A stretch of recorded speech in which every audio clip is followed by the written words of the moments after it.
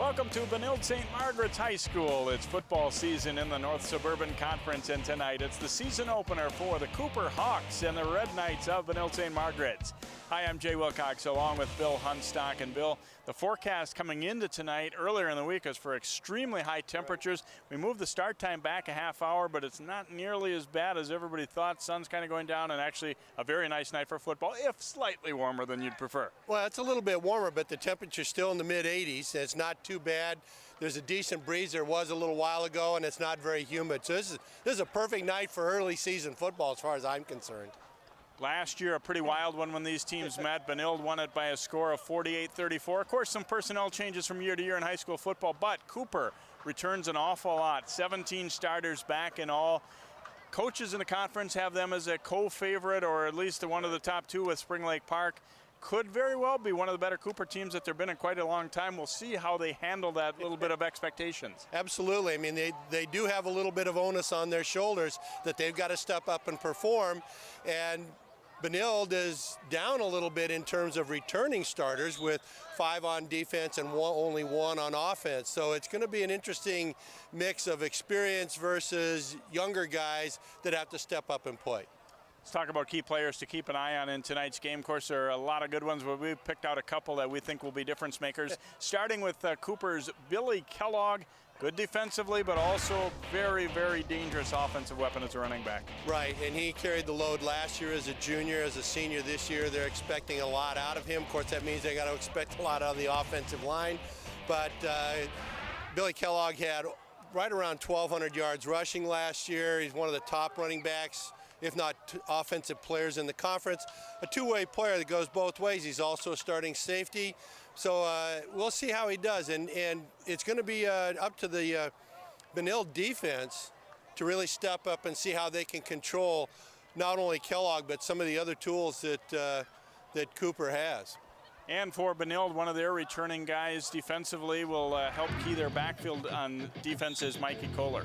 Mikey Kohler is an all-conference defensive back from last year, one of the leading tacklers, 45 tackles as a D-back. That's pretty good for a guy that's not supposed to make a lot of tackles. They also had several interceptions, 5 or 6 interceptions, so he's a good player. Coaches say that he's a really good leader, one of the captains, so he's going to really have to step up and play not only his physical play, but his leadership, because this defense needs to step up and learn very quickly how to control all the weapons that Cooper is going to have. All right, should be an entertaining contest. Important ones right from the start here. There's no preseason exhibition type games for either of these teams. If they want to contend, this is a very important one for both programs here tonight. It should be a good contest here. The Hawks and the Red Knights, they do battle next year on 12 Sports.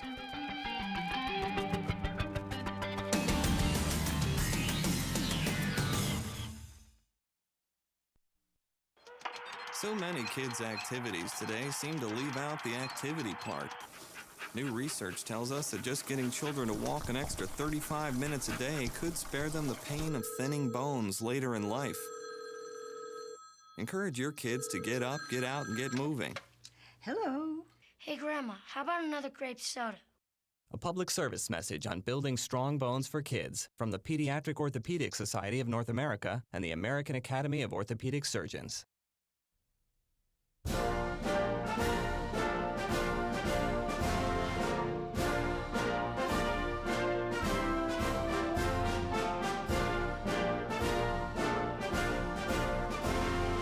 Just a reminder, kids who participate in high school activities tend to go a little farther than those who don't.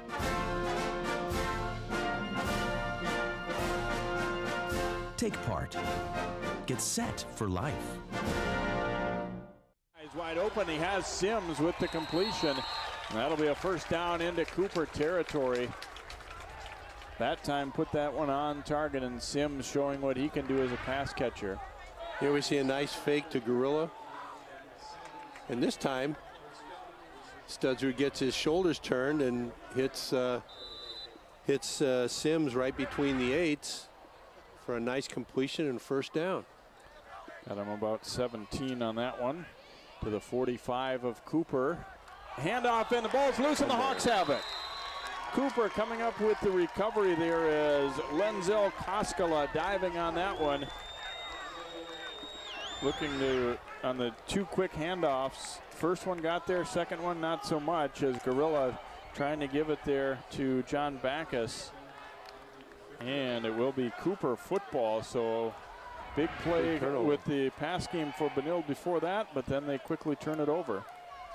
And that double handoff in the backfield, is really a tough. It's a timing situation as well as a ball handling situation for the offensive players, and the two halfbacks have to be very good at handling the football. A timeout requested here by Cooper. I don't think they had 11 out there, so there is a look at Willie Howard, the third-year head coach of the Hawks. He's excited with the way things went. He said, you know, we had 90-plus guys in the weight room in the summer, and said they're buying in. We have a chance to be, you know, a pretty good football team. They've got a lot of guys who are returning that have played quite a bit of varsity football last year. Yeah, 4-5 season. Right. Not they had quite a few close losses though. They were in things for the most part, and well, you turn a couple of those around and you win the games you should win. And you know, interesting too, Bill, that the last couple of years Totino Grace has been kind of a shadowy, not quite in the conference for football. Now they're officially in the Northwest Suburban for football anyway. Right. I think it really opens things up because let's be honest, the rest of the teams very difficult and very unlikely that they were going to beat Grace very often. Right. Now I think it really just gives everybody that feeling of things being wide open, although we'll see how long-term that is. They may be right back in the North Suburban in another year or two. Right, yeah, just depending on how enrollments and things like that go. Here's Bryson Scott Birch. Look at the moves. Tremendous job keeping his feet moving, and he will pick up a first down to the 40 of Benilde. And Bryson Scott Birch was bumped in the backfield here after faking to Billy Kellogg. Nice play by number 77, the defensive end. But you can see this is exactly what Coach Hanks talked to us about before the game, is missed tackles and the running backs and quarterback for Cooper making jukes and steps and cuts that leaves the Benilde guys grasping at air. From the Benilde 40, handoff goes to Kellogg in a huge gap. Kellogg gets a block and he has a chance to go. He is gone. Touchdown, Billy Kellogg. However, we have a flag back at the line of scrimmage, and this one might be coming back. Holding Cooper. Second nice run by Billy Kellogg. That time he had a great flank to run to and an outstanding downfield block by number 2, Malik Rucker. Watch Malik right here. Gets right involved and keeps the angle away from the D-back. Although as a hold, was downfield about 10 yards. So the ball's coming back. It's actually going to be 1st and 11. But really well blocked by the offensive line, and we see what kind of speed Mr. Kellogg has. Might have been against the safety Lynch. It looked like he was dragged down a little bit in that last replay. So instead of a touchdown, it's a penalty. Now Bryson Scott Birch keeps the legs churning as he will fall forward near the 35. Give him a gain of about 4 on that play for Cooper. And well, those are the kind of things that you have to just wipe out the disappointment that you lost the touchdown and get right back to work. You got to get right back at it. You can't sit around and go, oh, woe is us, because that's when the defense will knock you right around. Kellogg, though, really, certainly extremely well-blocked play first and foremost, but showing that burst to get past that last wave. I mean, anybody that seemed like they might have an angle on him, he was by him.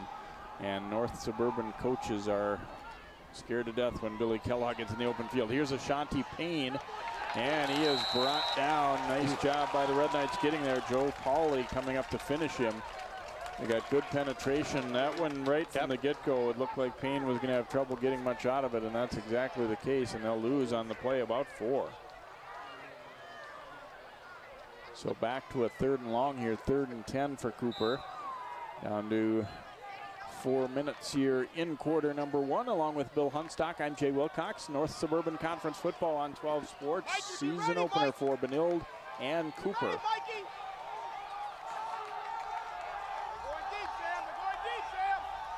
And the ball loose. Scott Birch will get on top of it, just barely beating Sims to it, but it results in a 4-yard loss as a snap not on target there, and just has to cover it up, put him in. Well, actually, it hit him right in the hand. Yeah, it wasn't so much the snap. It was almost like he wasn't ready to catch it. Well, Hawkins had a very good punt last time around. Lynch drifting back along with Gorilla here. Ooh, and a bad snap there. Hawkins off the side of his foot as he hurried that one. Takes a little bit of a Cooper bounce, but it'll get out of bounds on the 33-yard line. Well, there's one thing when you get an off-target snap like that, even the best punter feels a little bit rushed. He's not exactly sure where the rush is coming from. He has to take his eyes off of things, and that causes a shank many times, and that's exactly what happened to Hawkins there, although the field position is not bad. But based on where Cooper got the ball, they would have liked to push the ball, especially having a touchdown not count. Studsrud looking now, running out to the left and knocked out of bounds. Well defended there, and Taylor shoves him out right around the line of scrimmage, or just short of it. It'll be a 1-yard loss here. There's a look. John Hanks, one of the co-coaches for Benilde, and was actually a graduate of Cooper, although he was originally a Robbinsdale High School guy before that school unfortunately closed down.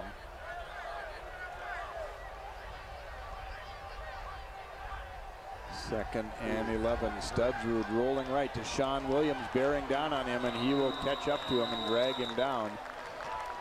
It is a gain on the play for Studsrud of about 3 or 4, but probably a wise idea to start to get down when Deshaun Williams catches you here. Right. And Deshaun Williams shows the kind of speed that he has from his linebacker spot to be able to come up and pull down the quarterback at speed. It's time to get the second handoff, and be a little bit short of the first down as Mikey Kohler takes that handoff. Got about 5 on the play. Well, it's going to be 4th and about 2. Going to bring the chains in, and actually, it's a little closer than. Yeah, less than 1. I thought the original spot was a yard, at least a yard further back. So they are going to bring the chains across here. 2:14 to go in the opening quarter.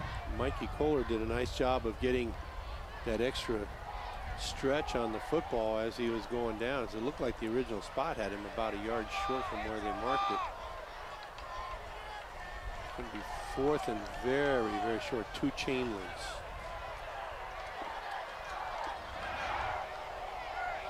Here we see the counter. And right at the end, you see him just lay out. He got stood up pretty good. If they had marked it, if he hadn't had that extra effort, it would have been back another full yard. That changes your play calling. Well, they're see if they're actually going to go for it here. 4th and less than a half yard. However, you're in your own territory. You're going to 43. Yep.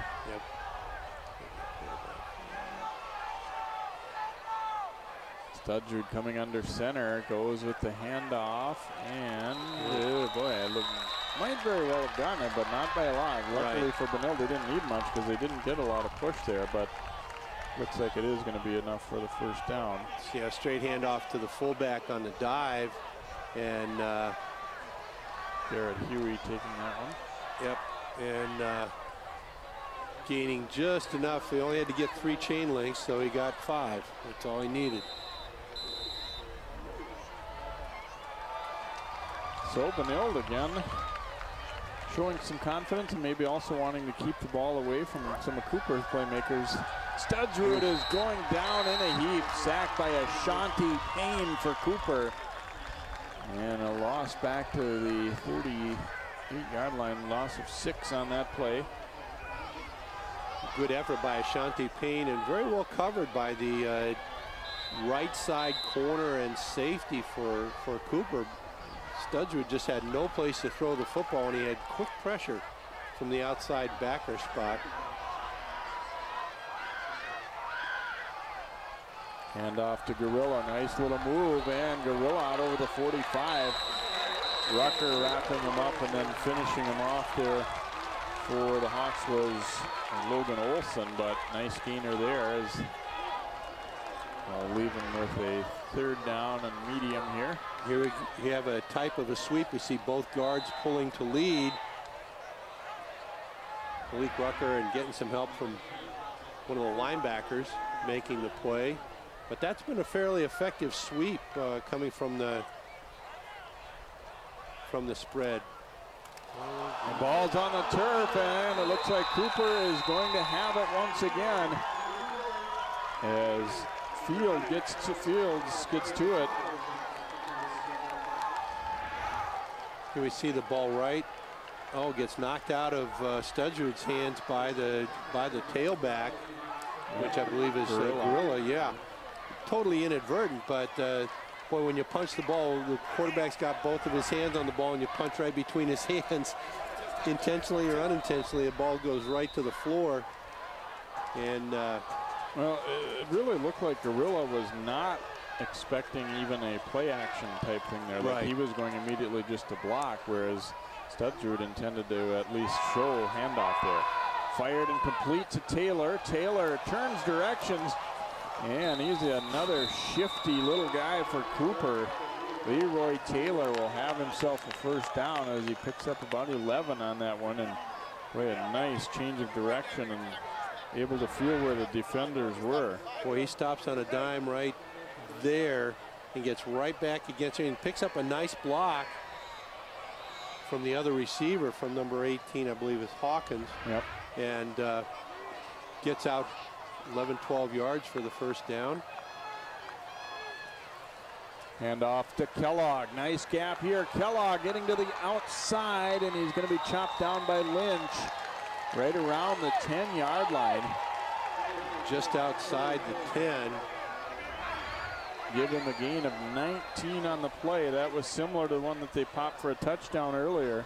This time they keep him. Lynch has got to be careful going at the guy's legs that far out of bounds. He was pretty well out of bounds when he made contact. Down to 24 seconds remaining in the opening quarter. Cooper a first down, not quite 1st and 10. They're at about the 11-yard line, so can get another first down without scoring, but instead they're going to try and see if they can't punch this thing in. Looks like Cooper going to use a timeout here. I'm not sure if they were thinking that clock was going to restart or something. They had their quarterback, Bryson Scott Birch, over at the sideline still there. Yeah, they need to run a play, and that's their second timeout in the first quarter. So they have one timeout for the remainder of the half. There's Pat Krieger, the other co-head coach here for Benilde, and both he and Coach Hanks have been around, quite a bit of time before becoming the co-head coaches as well. So. Right. Yeah, they've both been here in the neighborhood of 20 years. Hanks a little bit longer. So they've got a lot of experience on this coaching staff here at Benilde, and they've managed to maintain a high level of consistency, which is exactly what you'd like to have. I admire guys that can be co-head coaches. That's a tough role. You really have to have everybody's roles worked out very well. Scott Birch looking stylish in those specs as he surveys the defense here. Looking very academic.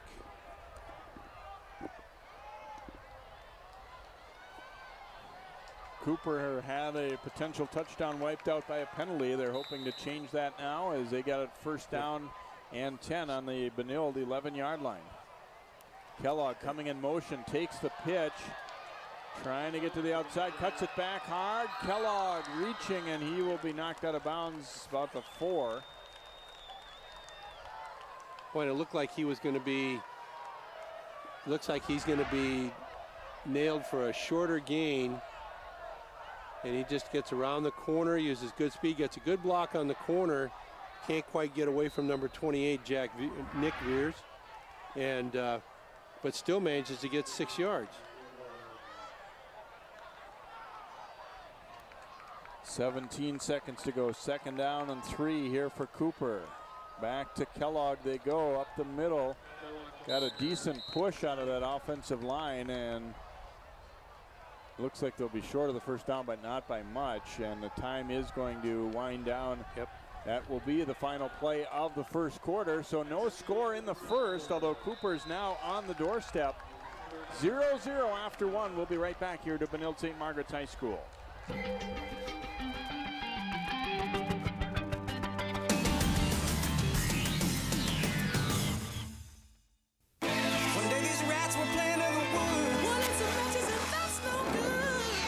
Smoke before you give it a try. Only you. Don't play with matches. Don't play with fire.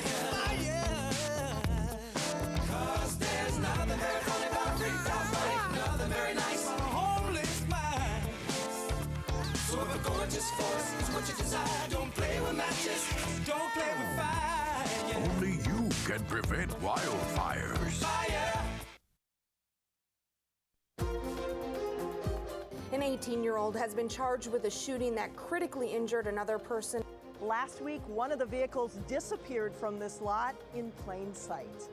Ultimate goal is to develop an app that gives the visually impaired turn-by-turn directions.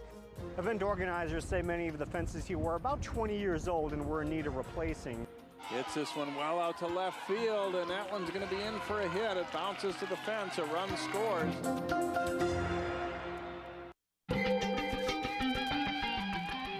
Warm late August evening here, season opener for Benilde and Cooper, and it is 0-0 as we start the second quarter, but Cooper is going to be on the doorstep as they will have a 3rd down and about a yard or slightly more here for get a first down here for Cooper just inside the 3-yard line.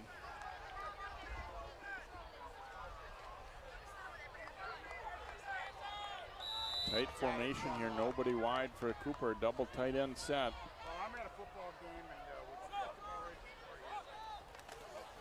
Up the middle to Payne, bounces off a tackler. He was met right away there by Barrett Fitzgerald. They had a good collision right in the hole, but Payne kept his feet moving, but didn't really advance the ball very far there, maybe a half yard. Barrett Fitzgerald is a nice size inside linebacker at 6'2", 205 pounds. See, he steps right in, fends off the block, and makes the play. So here we go, 4th down for Cooper. And they're going to go for it here.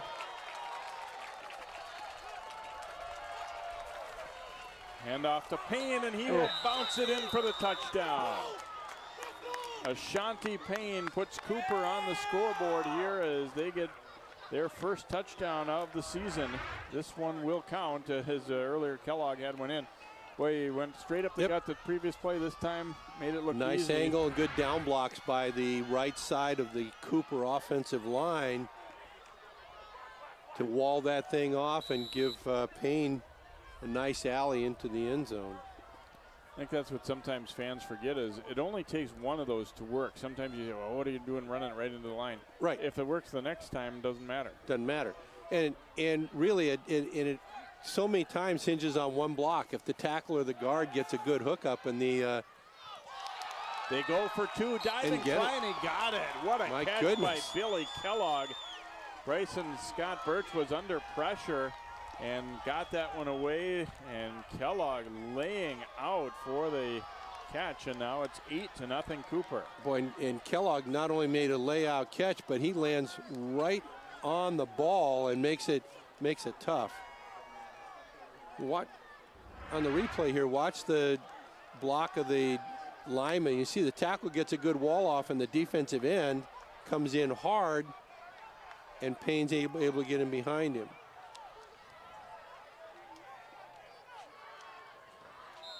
You see what a good job that Billy Kellogg does of cradling the ball as he hits the ground so that the ground doesn't bounce it away. Boy, it was close to not being a catch, and it was also close to being out of bounds. It was perfect, though. Yep.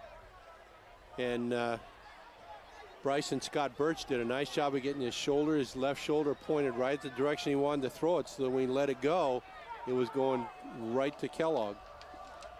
So Cooper on the board first now, leading it 8-0. Vega will kick off.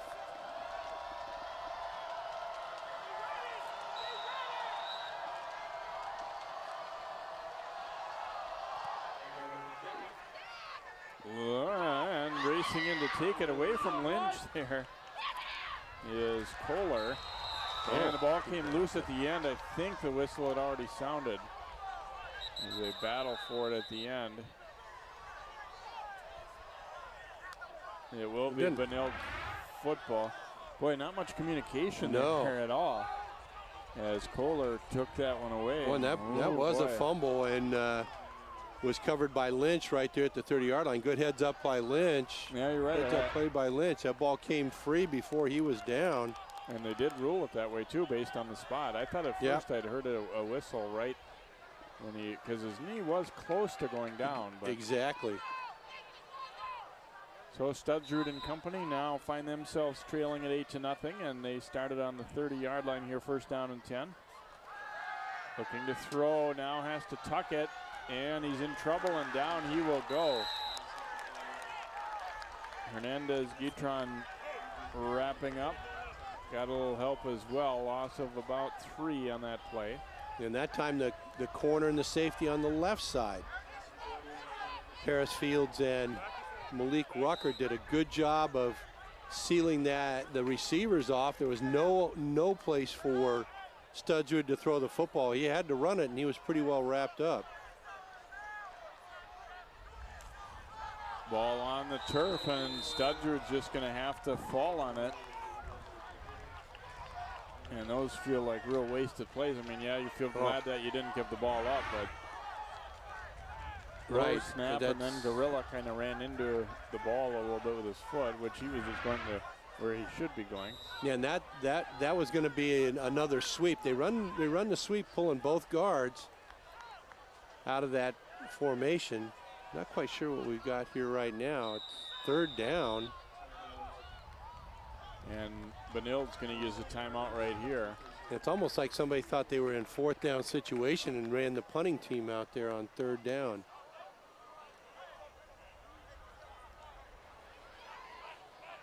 So a few things have reminded us that it is opening night here. We've had a little bit of sloppiness, but also some solid play here, and I think maybe a start with fewer explosive big plays probably than we would have thought. Of course, you take that one touchdown away that Kellogg looked like he was going to have, but the holding call brought it back. Right. Well, I don't know what kind of, it's hard to gauge right now what kind of overall team speed that Benilde has, or what kind of speed they have with their key people, particularly their receivers. And we know that Cooper's got pretty good overall team speed, so. Third and 18 now for Studsrud and crew. He rolls to his right, firing through the hands of Sims, and incomplete. They were not going to get anywhere near the first down anyway there, so punting situation for Benilde. Not really a drive that they would like to see the film on, I'm sure. That wasn't pretty. Sims took his eyes off the ball right before it got to his hands. You have to watch the ball all the way into your hands with your eyes, or it's going to bounce away. Punter John Backus. Rucker and Taylor waiting back around midfield here. Decent rush on. It's a high kick. Rucker will take it, drops it, and a fight for it here. Looks like it's Benilde. How's it going to do? Yeah, the muff punt, turnover, covered by Mikey McGill. That's a huge play. You know, your defense has just made 3 really good plays. And now the ball goes right away, and McGill really tried to pick it up too. Maybe it wasn't ideal the way he did things, but he ends up getting on it, yeah. Here's Gorilla taking the handoff. And they'll pick up about 4 on the play. Benilde really likes that sweep play. They pull both guards and down block with the outside guys on the point of attack. It's very similar to an old wing T play. Jay, the old wing T sweep. Green Bay made that popular, not quite from a wing T formation, but very similar type blocking. And I've said that the last couple of years on here's Stutzrud taking it and wrapped up from the backside there, and pretty active night already for Andrew Kimball, 72 for Cooper. So many of it's kind of what's old is new again in football, particularly at the high school level. Some of these spread plays that seem to be such modern, newfangled things in reality look a lot like what you might have seen in the 30s and 40s. Yeah, exactly. I mean, that's, you know, the sweep, and here's the counter again, another fumble. And looks like Benilde got it back, but you don't want to keep having that happen if you're the Red Knights. And getting back on it was Kohler. And here's the ball handling has to be there. Mikey Kohler doesn't quite get it. The ball bounces down on the floor, but makes it a 4th down. But still, we have a 30-some yard change of possession.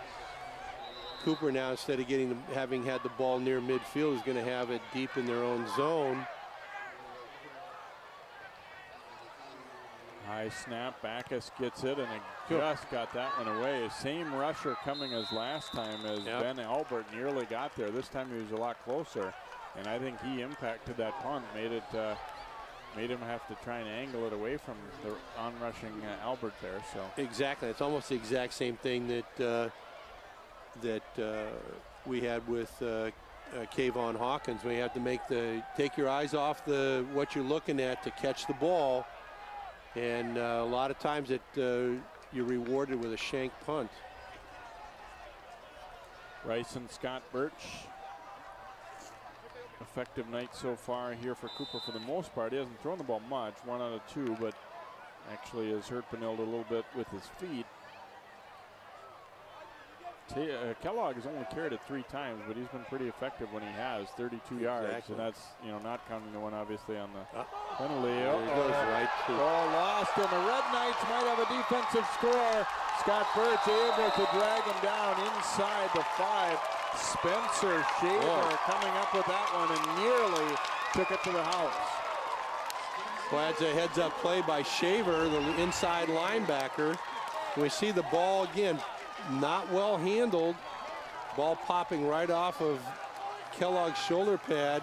Touchdown saved by Bryce Scott. Scott Birch, excuse me. Bryson Scott Birch.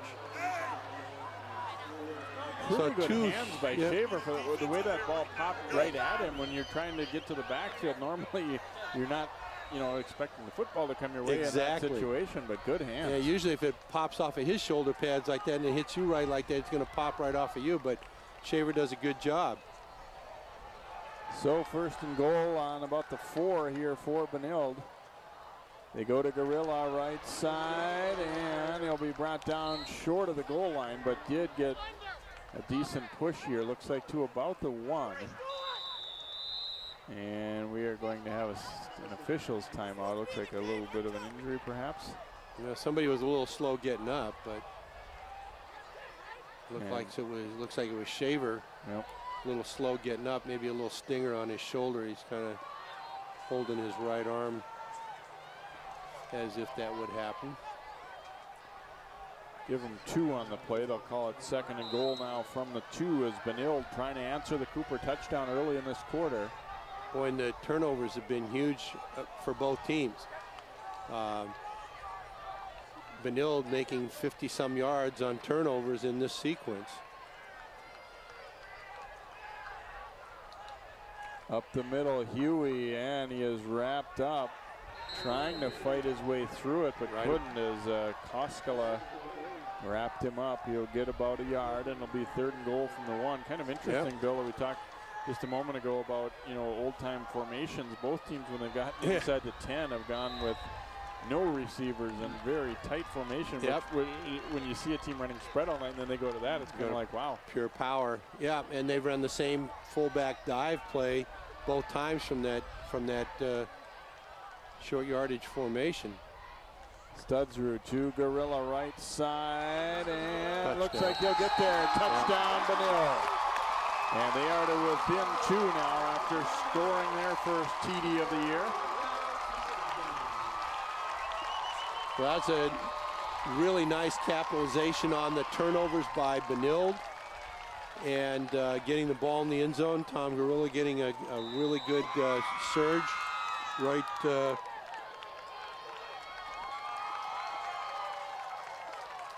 into the end zone.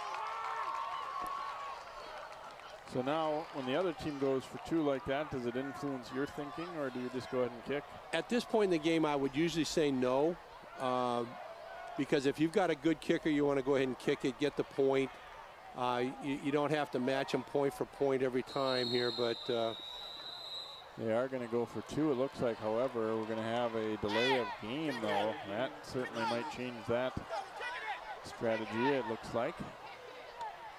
See, and that's something that has to be decided in the opening game. That has to be decided early on, probably on Wednesday. That should have been decided, that if we, our first touchdown, are we going to kick it or are we going to go for 2? If you're going to kick it, kick it. Don't worry about what the other team did. Take care of your own business. Now you get a guy coming out late. Kohler will attempt the extra point here. Plenty of leg on this one. Plenty of leg, nice kick. Looks like you got a good kicker. I think that's a good thing to have happen, but at this point you don't worry about being down by 1. Here we see the touchdown, and again it's the sweep. You see both guards pulling to their right, and a good hit right there at the line of scrimmage, actually in the backfield by Malik Rucker, but just not a lot of help, and Gorilla's able to get an extra leg drive and get into the end zone. So an 8-7 game here, 6:42 to go here in the opening half, as they're able to capitalize on the Cooper turnover and punch that one in.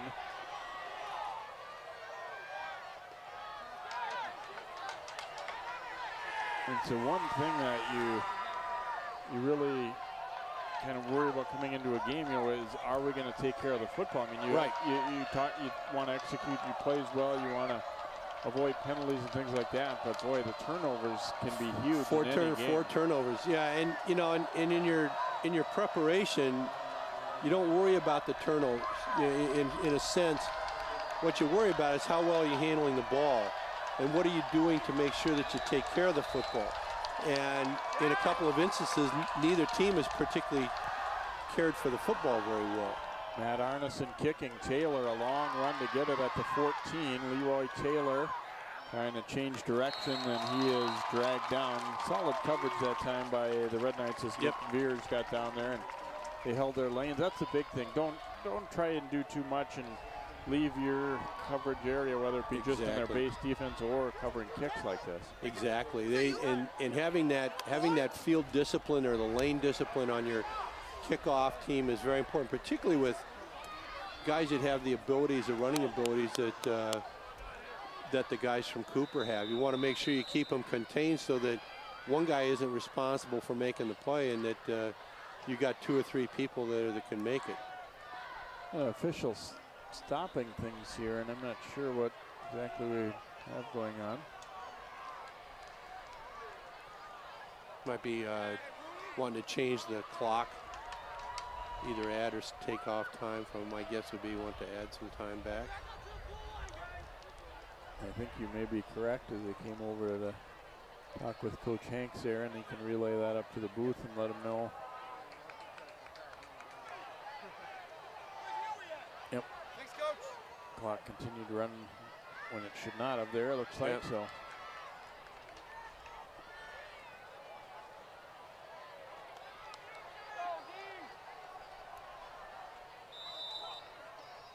So at the 23, Cooper will start this possession. Bryson Scott Birch still working as their QB. Handoff to Kellogg. Huge gap to run through. Kellogg knocked down.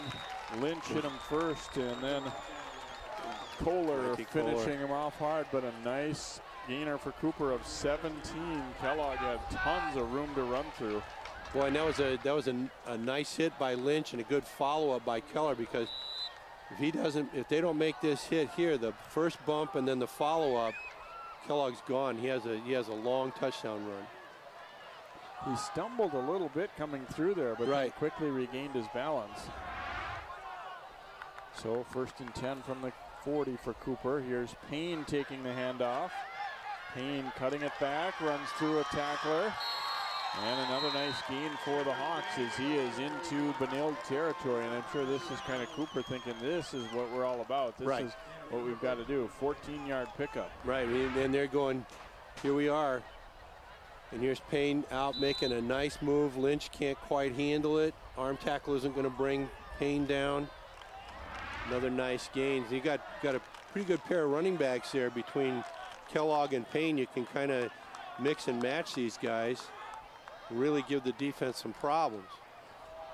Back to Ashanti Payne. And physical run here. He's a little bit bigger guy than Kellogg, and between the tackles very effective. He'll pick up 5 more.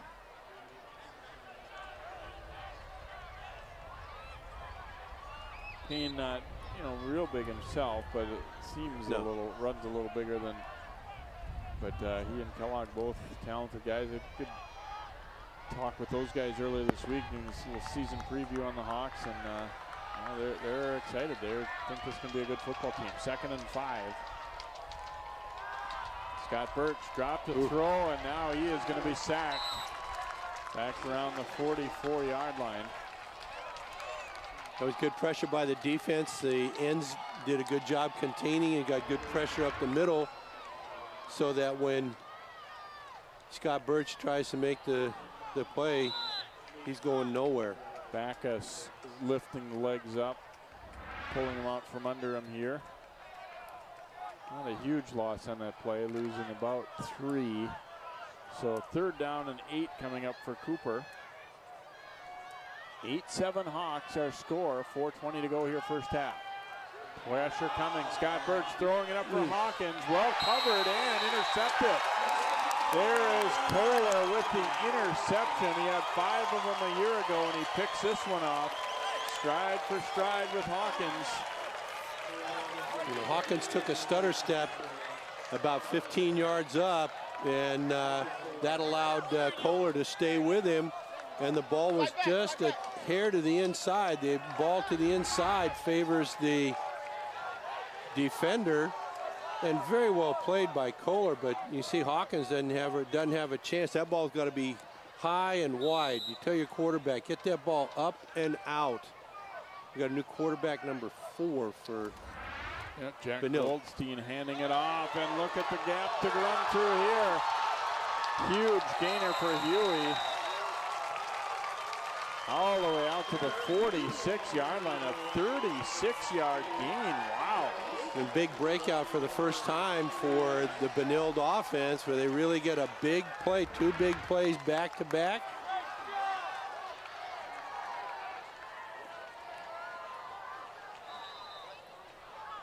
Run down there by Koskela, but huge gainer for the Red Knights. So Goldstein at quarterback, firing out into the flat. Pass is complete, but a good open field tackle by Fields as he's able to bring down the receiver, Hanks. And only about a 1-yard gain on that play. Right. I don't have to carry a cable around. I don't know if this was part of the rotation for the quarterbacks, but both quarterbacks that have played for Benilde are juniors, and Goldstein getting his shot here in the latter moments of the first half. Fakes the handoff, and he runs into a pair of Hawks there. Williams and also Cornell Walker turning him back after no gain on that play. Here we'll see the fake to the running back, Huey, and runs right into 2 or 3 guys waiting for him. Quarterbacks don't like that. Quarterbacks don't like to be running the ball and having big old defenders waiting for them at the line of scrimmage. 3rd down and 9 here for the Red Knights. Goldstein looking to throw. Down the sideline he goes, and incomplete. It slipped through the fingers of Hanks. Taylor was there, but it was a play that he did not get around to really reacting to. Hanks had a good look at that one, but just couldn't quite squeeze it. He had it was good position by the defensive back. But you can see that Hanks had a good opportunity to make the grab. Ball bounced off of his hands, forcing a punt now. Backus on the kick here for Benilde. This time good protection. Punts it away from Rucker, and it'll go out of bounds. Let's see where they'll mark this.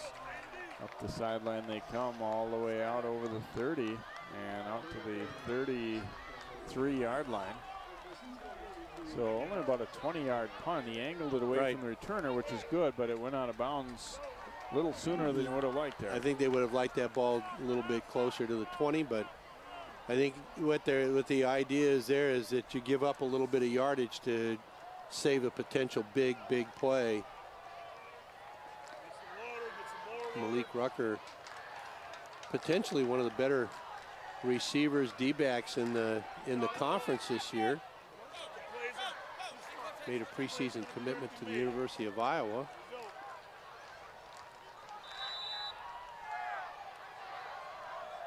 So Cooper gets it back. 2:42 to go before halftime. They lead by a point. Scott Birch throwing, completing. And Taylor with a great move down the sideline. Look at him go. It's going to be a touchdown. No flags on the play. 67 yards later, Leroy Taylor, like he was shot out of a cannon into the end zone. And that's the play where you say that speed kills. Leroy Taylor getting upfield in very good order after making a nice catch on the quick slant. This is the second time he's done this. Inside, outside, and then gone. And there's nobody has a chance of catching him there. So Leroy Taylor making the nice grab, a nice throw by Bryson Scott Birch. They go for 2 again here. They pitch it out to Kellogg. Kellogg cutting it back, and he will get in for the 2-point conversion. So he picks up his second 2-point conversion. The previous one was a pass, this time a run, so it becomes 16-7. Bill, I like that little trick how our crew was able to speed up Taylor compared to the D on that play. Really, I mean, that's a little known trick of camera work, to be able to accelerate the speed of the frames per second there. It's pretty good. It didn't, I mean, honestly, it almost I knew like he had some speed, but he ran by 4 or 5 guys that he looked like he was moving twice as fast as them. Yeah, and what that is that quick acceleration. Once he makes that turn and gets away from the first guy, he's accelerated into nearly full speed in a stride or two, and everybody else is catching up to get to full speed, and in that amount of time he gets that separation and is gone. That's where sometimes I think it's become more in vogue, even at the higher levels of NFL. Having that shifty small guy can be better than that long striding guy who takes a little time to get up to speed. Right, and they might actually have the same speed over a given distance, but it's how quickly the one guy gets into full speed is what really matters. Lynch will take it on the 14-yard line. Pretty good wall up this left side. And just tripped up there as getting a hand on it was an unidentified number 23. We don't have that on our roster, but a nice tackle nonetheless. And it will be Benilde football on the 41-yard line here with 2:23 to go before halftime, and they are trailing at 16-7. And plenty of time to go. It's not a panic situation. You don't have to rush anything. Be quick, don't hurry. And we still have Jack Goldstein, number 4, as the quarterback.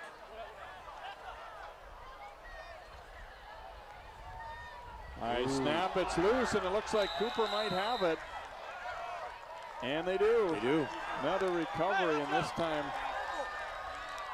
scooped up for Cooper by Hernandez-Guitron. And another turnover for the Red Knights. And you see that both the running back and the quarterback had that ball bounce off their hands.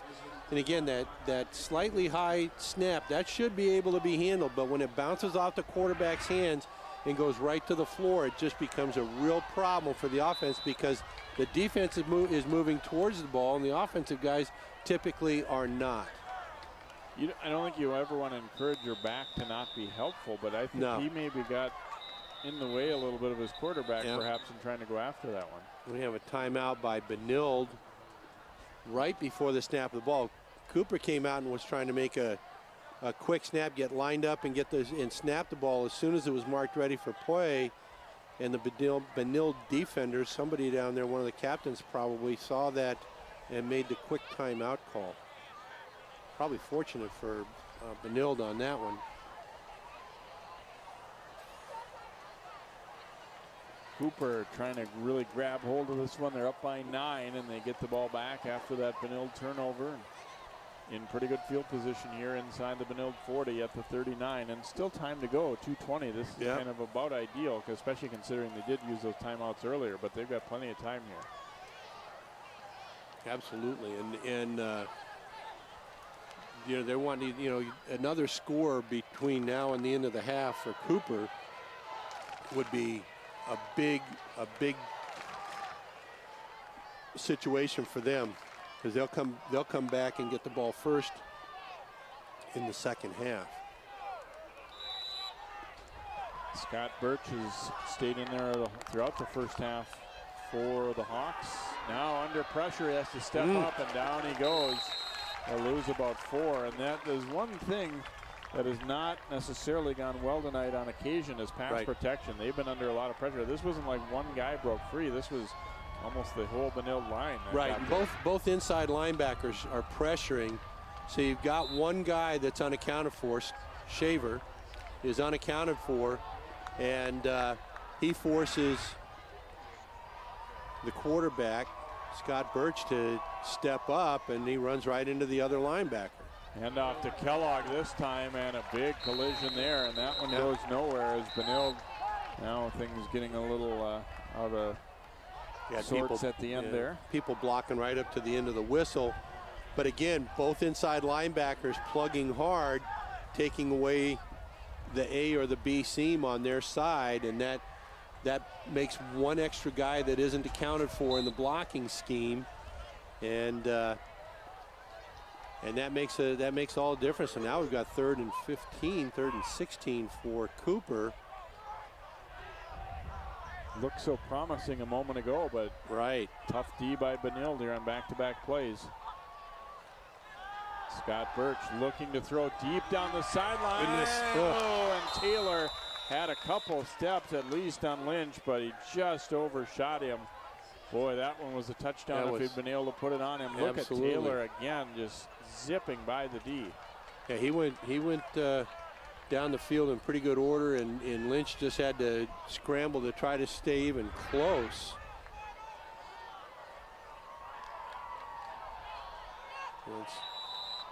Scott Birch just, he's looking at one receiver all the way.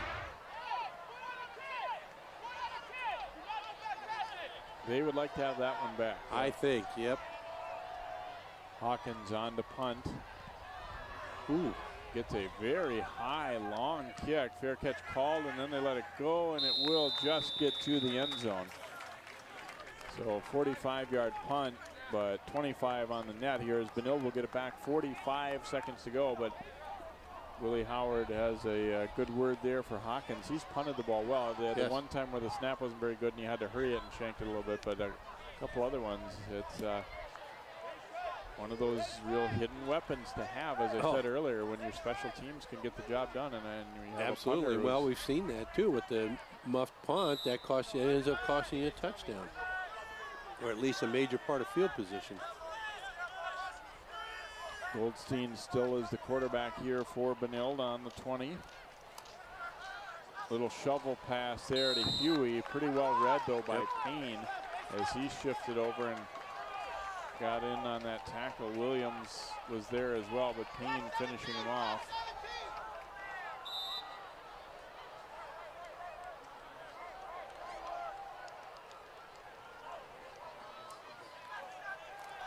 Goldstein throwing complete, but then, well, is it complete? This might be a fumble. Is it a catch and a fumble? I think it is. It is, yes. And Cooper will have the football. And a big hit by the corner out there. That's Ben Paris Fields. You see catch.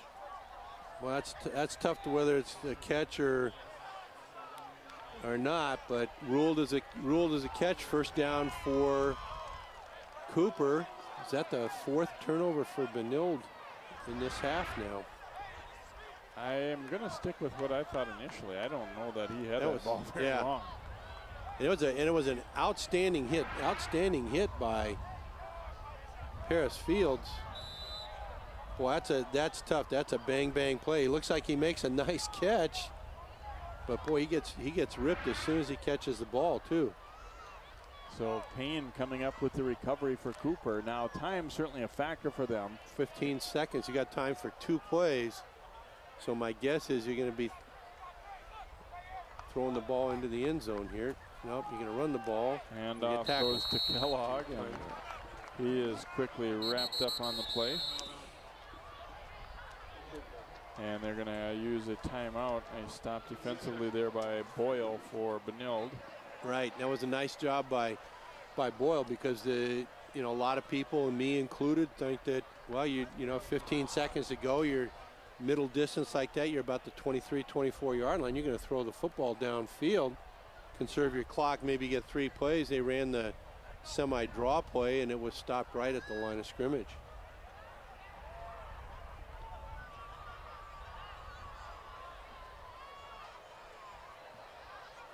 This is a big sequence for both of these teams. The offense wants to get the ball in the end zone, get a big score right before halftime, knowing that they're going to have the ball in the second half.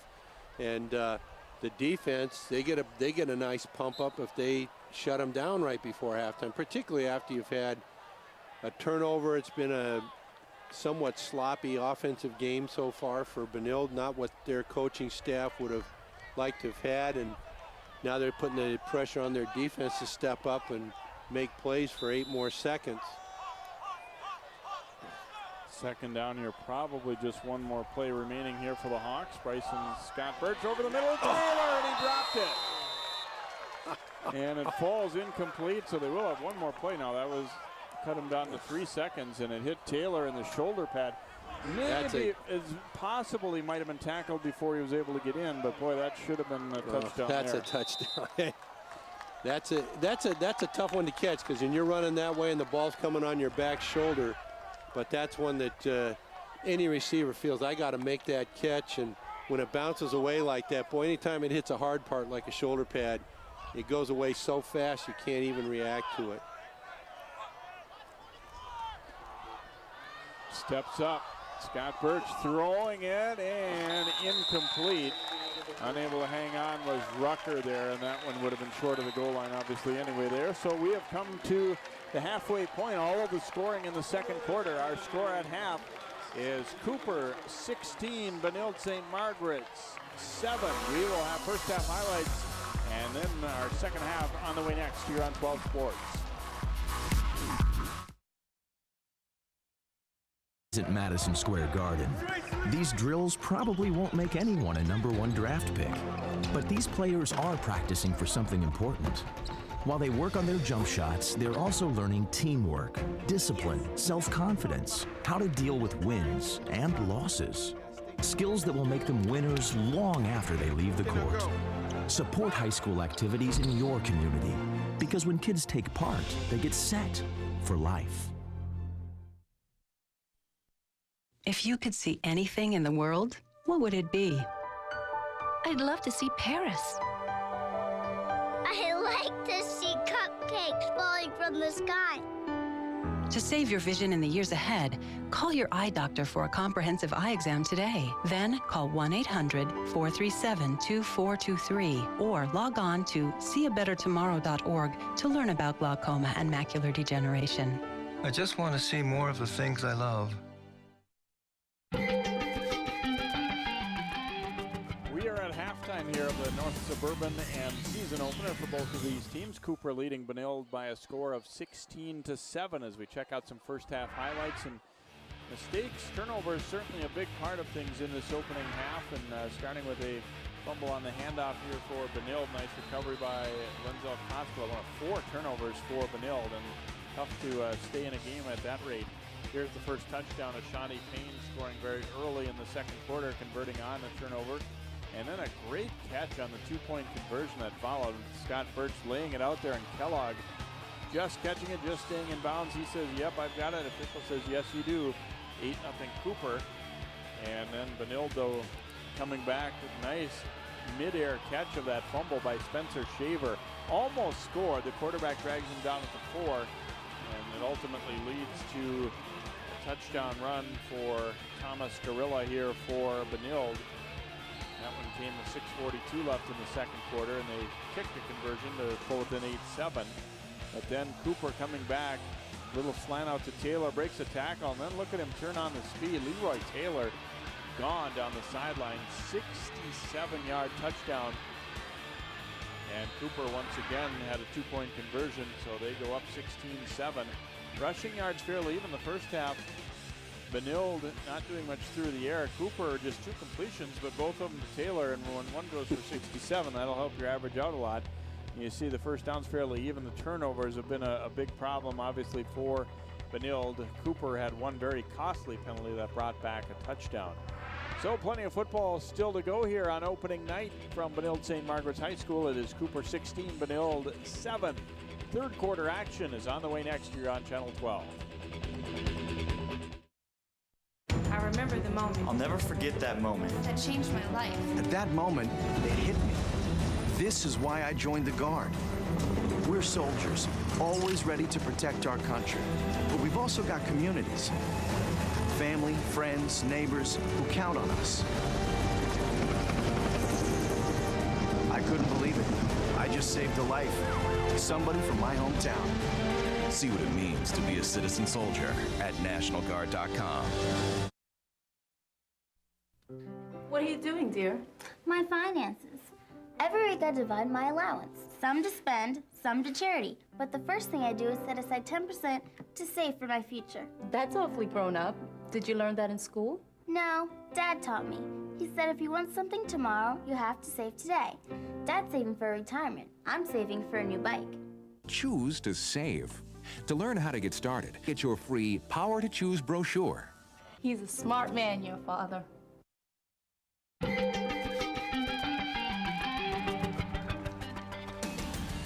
Beautiful look at the moon here tonight. Late August, we've got they call it the blue moon, right, Bill? The blue moon. Yeah, we are. Double full moons in a month here. 16-7 Cooper as we get set to begin quarter number 3, and the Hawks should be getting the football first here. Try and stretch that lead. I think both teams kind of look at, if we hadn't made this mistake or that mistake, the score could be a lot different either way. And Benilde, obviously, when you turn the ball over 4 times, that's going to be a large percentage of your possessions in a high school length half. Yep, absolutely. Especially it destroys field position, and it really wears on your kids. Every time they run that counter crisscross now, somebody's going to be thinking about where's the football, and so that's what wears on you, and you have to really. It's like we always say, kids, you got to have a very bad short-term memory if you're going to be a football player. Taylor waiting back deep here for Cooper. Rucker flanking him. Also over there is Robert Lee Tolbert. But Taylor, the guy they would like to get this one in his hands if at all possible. Matt Arneson kicking it off. And the ball's loose, and Taylor makes a diving play to get to that one. Cooper, they kind of ran away from that one, the up guys, and they wanted Taylor to have a lane to get to that one, and he almost couldn't make it. Yeah, and that's obviously a live ball as soon as it goes 10 yards, and that ball bounces back towards the kick team. Good play by Taylor. Leroy Taylor making a heads-up play to get on that ball before the Benilde guys, and Benilde did a nice job of getting down and covering it. They've done a good job kicking tonight, not letting Cooper have any opportunity to make the big play. Scott Birch handing it off to Kellogg. Pick up a couple. Nice tackle there by the nose guard, Ashanti McFarland, 5'7", 240-pounder there for Benilde. Got about 3. Kellogg had a decent first half, but because of that penalty calling Matt back, he ended up with 58 yards on a total of 8 carries, so not been the game breaker, but effective certainly. Yeah, anytime you get 58 yards out of your number 1 back in a half, that's pretty good. Scott Birch throwing, and it's off the hands of Hawkins and incomplete. Scott Birch has had a couple of balls bounce off a guy's hands and bodies that could have been catches. Puts him here in a 3rd and 7. That ball's a little high, but Hawkins got to make a little bit better effort, I think, to go after that football and make the grab. Scott Birch, 2 out of 8 through the air now, but one of those was a 67-yard touchdown that Taylor turned into a long gainer. Here's Kellogg taking the handoff left side, and he'll be short, it appears, of the first down. Only short about a yard. Got a pretty good lunge right at the end.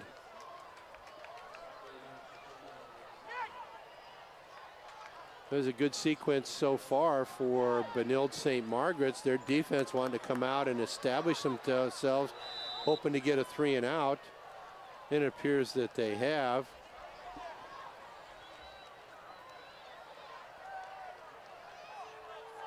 Hawkins on to punt. Lynch and Gorilla waiting back deep here. It one hops its way there, but Hawkins gets away another very nice kick, and Lynch is going to call for and make a fair catch back at the 22-yard line.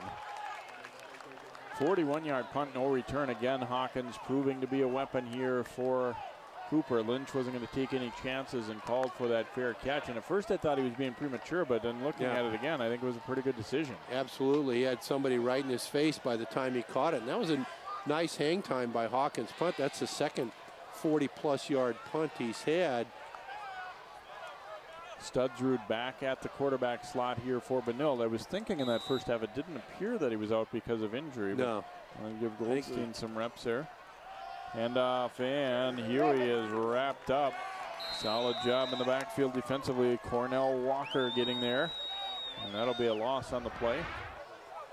Here we see Walker coming in behind this. The sweep again. Walker getting in behind the first pulling guard and be able to make the play in the backfield for a loss of about 3 or 4.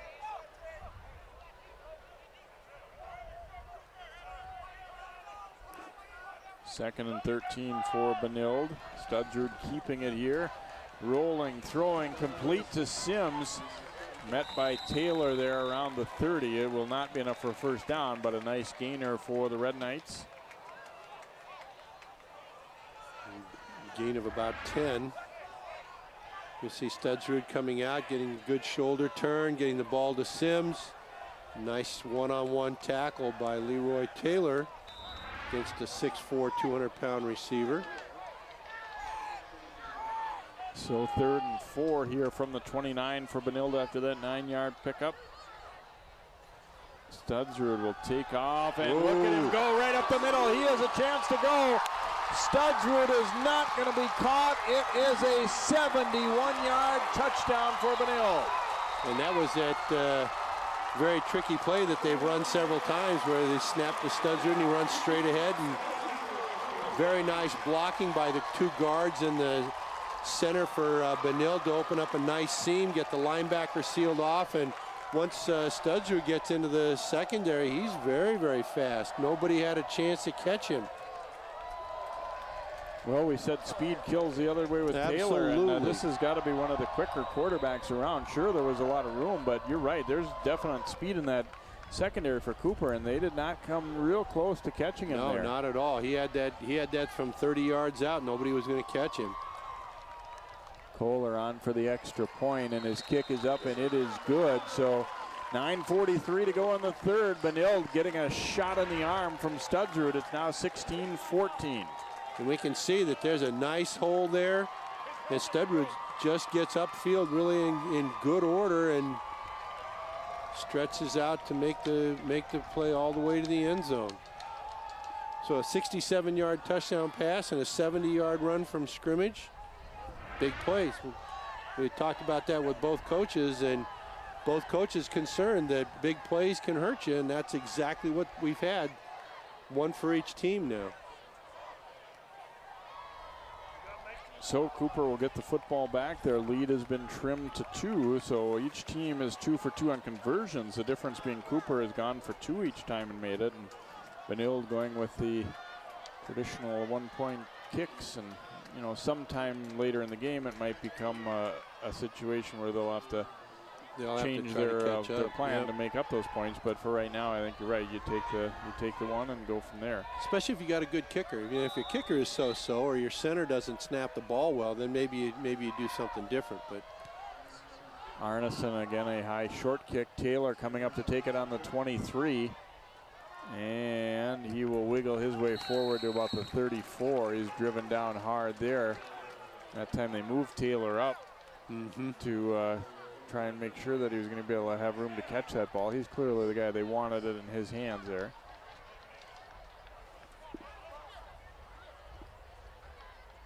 Cooper, even though they've probably been more consistent than Benilde tonight offensively, they've still kind of had some fits and starts with their offense too. Absolutely, they're fairly are somewhat inconsistent with their offensive line. Of course, that the offensive line has to be able to pick up the linebackers, and the one back who isn't running has to be able to pick up linebackers, and a couple times linebackers have come completely free. Here is Kellogg getting into the secondary, shakes off a tackle. Kellogg into Benilde territory and forced out of bounds at the 47-yard line. A pickup of 19 more. Well blocked again, and then he was able to shake off one tackle that got him some room.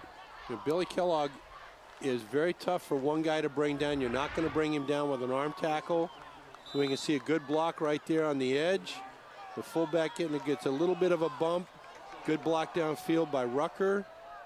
And the only guy that can make the play, is Lynch, the safety coming over from the other side. A little bit of a switch. Here's Kellogg taking this handoff here, looking for some room, and has some near the 40-yard line. He'll pick up 6 or so on that play. I'm going to say, Bill, a little bit of a switch in that we saw a lot of single back stuff out of Cooper. Now they've got Koskalov in there as a lead blocker on some of these plays, and so far so good. And a couple of times late in the first half, they ran Asante Payne and Kellogg together, which is, I think, a very potent pairing because both those guys run so hard.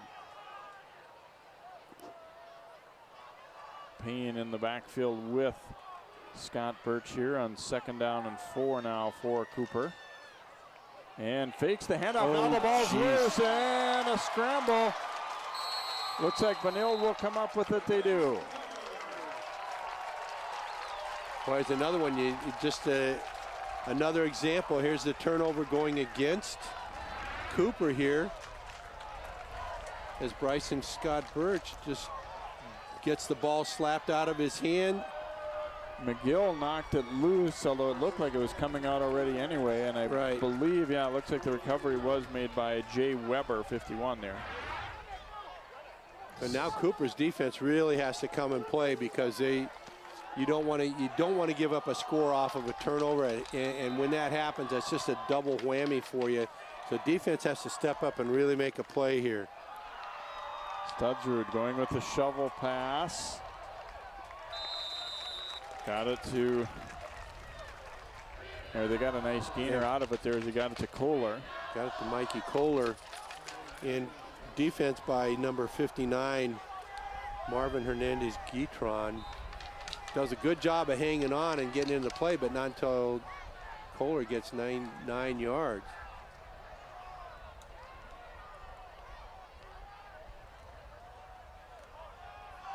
Here he taking the handoff. Ooh, he took a hard hit, but he kept on bouncing, and he'll get the first down with ease just inside the 40. And they're going to continue. Almost every sequence begins or has the second play in the series is that sweep, and they're setting up. The sweep sets up the counter crisscross, as well as the counter pass. So here's the counter again to Studsrud. Into the secondary he goes. Studsrud getting to the outside, getting a block. Lynch, and he's knocked out of bounds at around the 6-yard line. And Studsrud ripping off another big gainer here of about 34. Yeah, here we again, watch the guards. Both guards pull, one kicks out, one turns up. Nice block on the linebacker. Nice stutter step by Studsrud to set up the block and get himself out to the sideline inside the 10-yard line. So it'll be 1st and goal from the 7. Benilde exploding here in the second half. Goldstein now at quarterback. His pass complete to Lynch, broke a tackle, and he will get in for the touchdown. Flag down, however. That could be roughing. And we've got a roughing the passer against Cooper, so the touchdown will stand. Goldstein to Lynch. Broke a tackle, and he's in.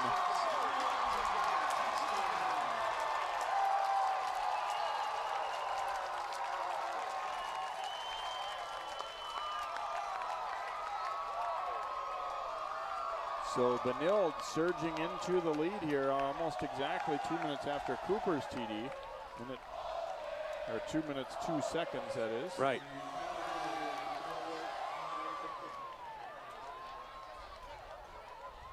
And now they are lining up to go for 2 here. One wouldn't do them a lot of good. They could stretch it to a 6-point margin if they get this 2. And it's Goldstein going to run for it, and he will get it. 22-16 Benilde. Cooper has not reacted to the quarterback counter yet. They have not picked up that counter blocking. And we watch right there as we see Lynch does a good job of avoiding the tackle from Malik Rucker and getting into the end zone. So now the penalty will be enforced on the kickoff, which means that Benilde will kick off from the 45 of Cooper.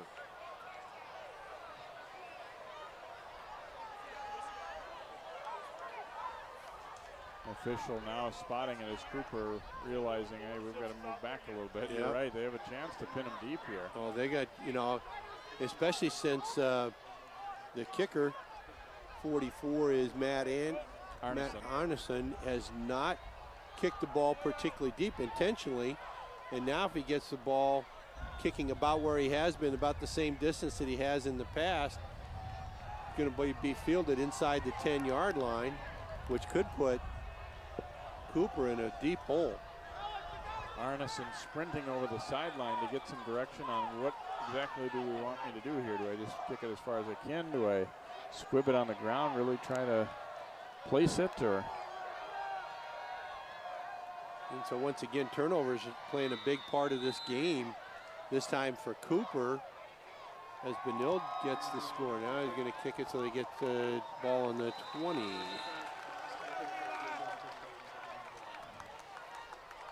So Cooper trailing it here for the first time tonight, and Red Knights up 22-16, 7:41 to go in the third quarter. This one turning into all that we expected. I mean, absolutely. Certainly turnovers are been more than both teams would like, but that's all part of it too. And part of the game. Those defensive plays are exciting too. Absolutely, and again, the offensive guys have to take care of the football. That's just obviously such an inherent part of the game. Scott Birch throwing, completing it out there to Taylor. And just what Benilde did not want to see, Taylor getting himself loose there, and looks like he's holding his calf. Yeah. And it looks like Joe Pauly from Benilde is still on the ground as well. Got a couple guys laying side by side almost here. And you see Leroy. You know, the interesting thing is I think this Benilde player is actually trying to let him go right here, kind of stopping and see if he can hold him up, and it actually ended up working out worse. Yeah. As he was pursued there by Callahan Commerce. Yeah, Commerce was not making a hit out of bounds. In fact, they actually kind of let him go and then fell on his leg, it looked like. And it looks like Pauly just cramped up. He got hit he got blocked right at the end of the play, but he just kind of cramped up, so.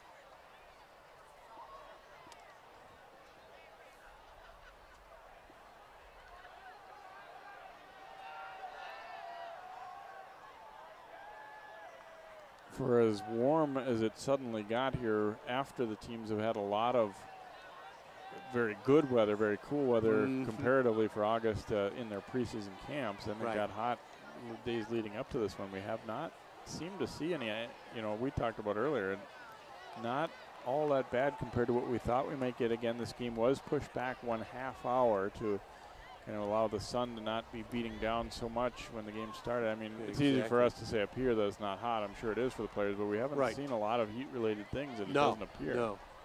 And I think both coaching staff, talking with both coaching staffs before the game, they were pretty well prepared for pretty much everything that was going to happen here in terms of weather and everything like that. So. See a couple. Looks like both of them are cramped up. Yeah, it could be. We're seeing a couple fallen warriors there, almost side by side there. The cramps are so insidious because as soon as you get the leg relaxed, as soon as he puts any pressure on it, it can cramp right back up again. So we'll take a timeout here. We'll come back with more football action. Benilde has surged into the lead, 22-16 here over Cooper. One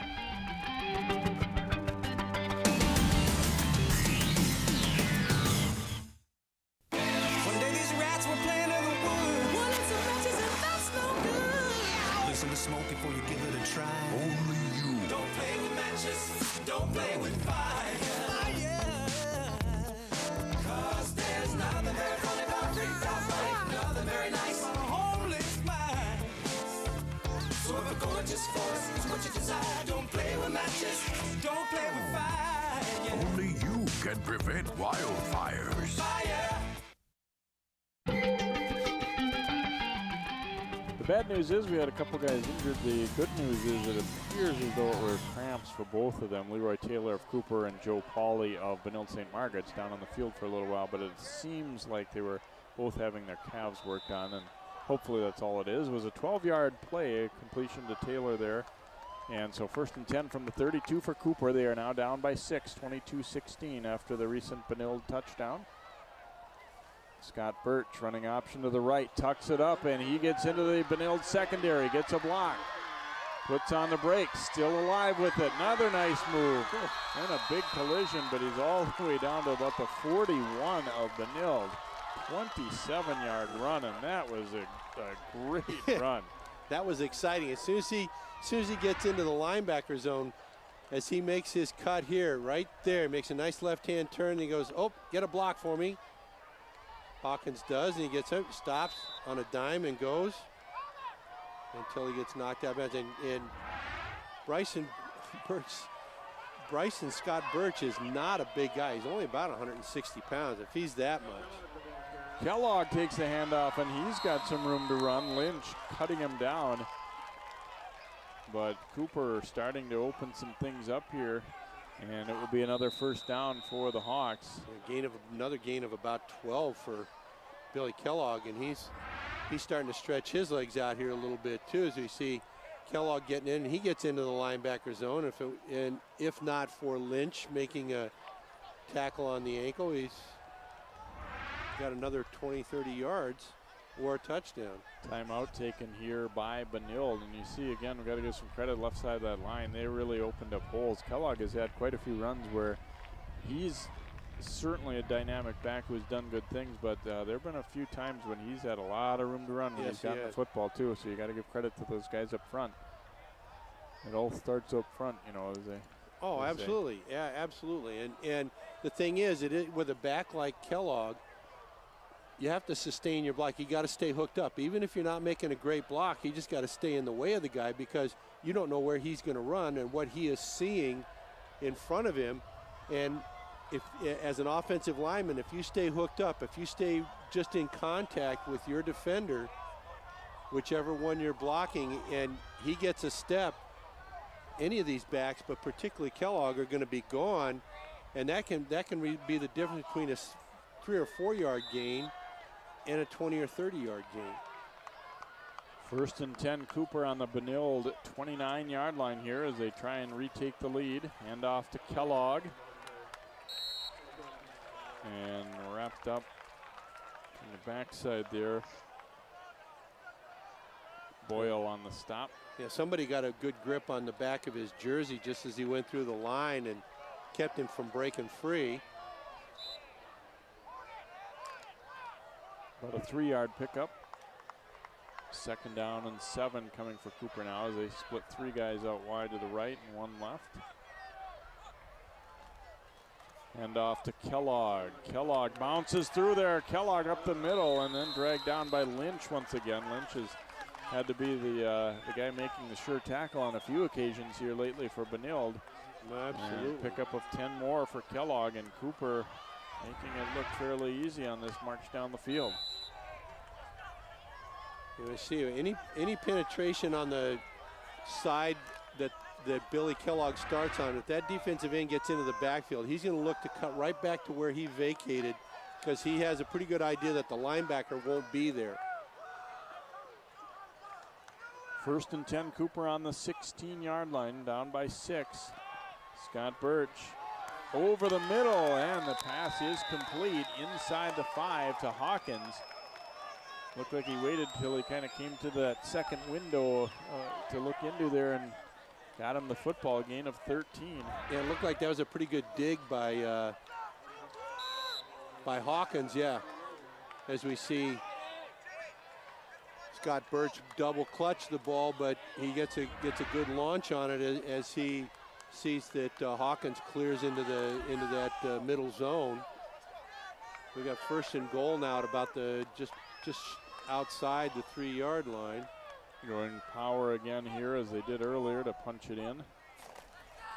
Hand off to Kellogg, and Kellogg is in for the touchdown, and Cooper has tied it up and could go ahead pending the conversion here as the Hawks. We've got a flag here.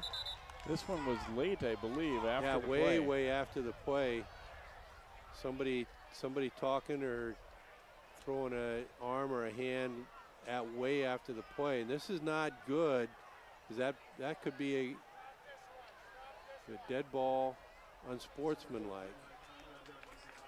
It's a touchdown, but that's... See, so now, you know, it's much tougher to make the play from 17 yards out than it is from 2. It's 41 years of coaching that gave me that insight. And Cooper has shown no indication of ever kicking for it. But no, and they certainly aren't going to kick from this distance because that's just that's a long kick. Period. So now you've really shot yourself in the foot. You have a nice drive, get a very nice touchdown, very consistent, and you get somebody doing something well after the play was over to get a 15-yard unsportsmanlike, and that just really hurts your total effort here.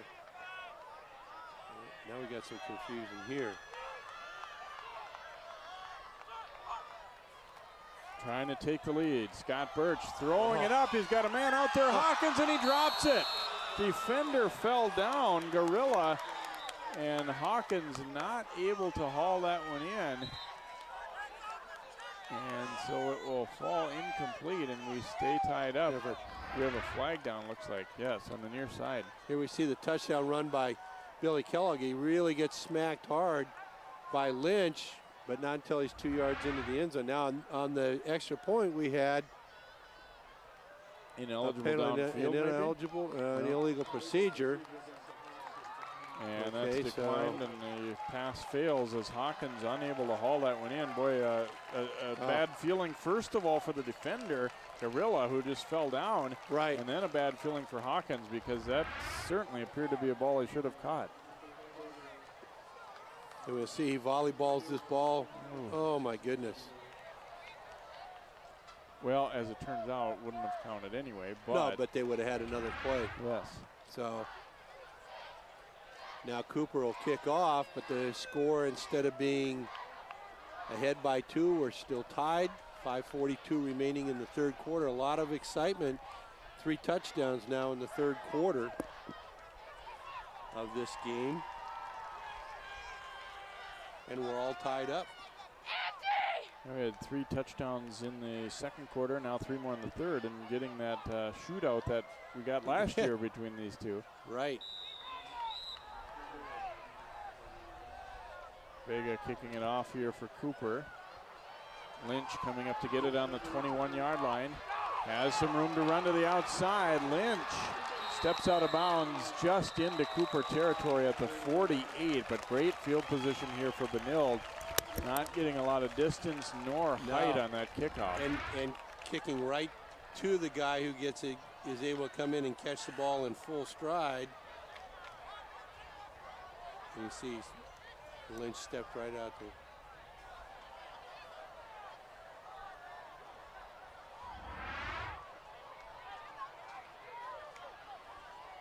No. And I get an official's timeout here. This might be a water break, I think, halfway through the quarter on this hot of a night. I think they're giving them the water break. Well, and reinforced by the fact that we had 2 guys with cramps on the same play there. That's I always agree with this. It particularly on warm nights, warm afternoons, you've got to get the guys plenty of opportunity. And it's a good call by the officials. Take a timeout, let everybody catch their breath, get a nice drink, and let's go back at it.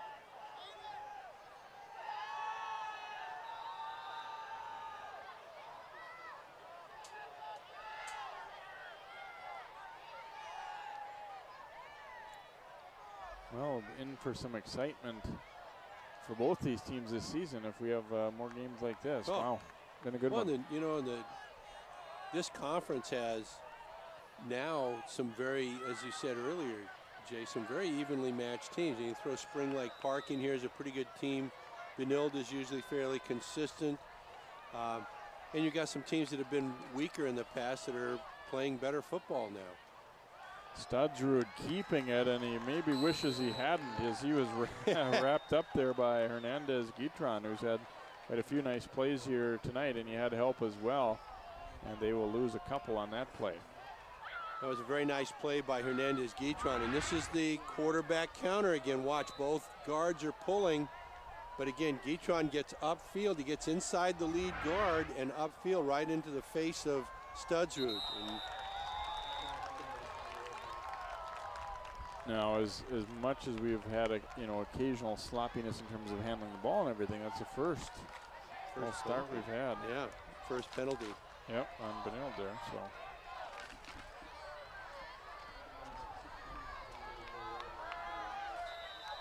push him back 5 here. So this drive going backward after that stop on Studsrud and then the penalty. Fakes the handoff, now rolling, able to stiff arm Payne, and then throws it low on Sims, and that'll be a late hit on Rucker. Cooper committing a not very good penalty right there. Yeah, that's going to be another 15-yard personal foul.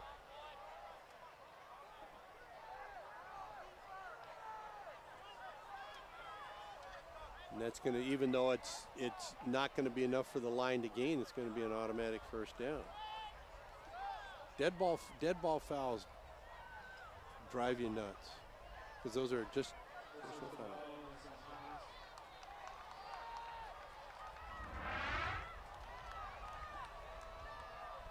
And we see the ball thrown right into the ground. And Sims is hit late. It'll be second down, not an automatic Not first an automatic down. first down. I thought that was an automatic first down. Second and a couple now for Benilde. Pass is caught as a shoe goes flying through the play. Paris Fields lost his shoe. Nathan Hanks on the catch. And does not quite look like it'll be enough, though, for the first down. This will be a yard short. Hanks has had a few catches, but not many yards. Unofficially got him 3 catches, 4 yards. That's not real high average there. I was wondering at first what that was. I was flying through. It was a shoe. Not a water bottle or something. How did a water bottle get that far out? But it was Paris Fields' shoe.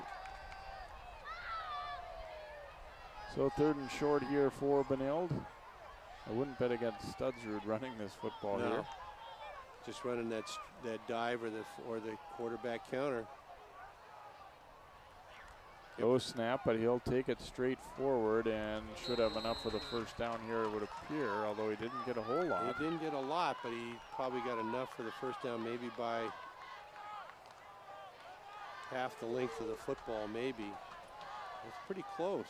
Yeah, I'm not as sure as I was at first here. Yeah. They're going to take a long look. I think they're going to measure.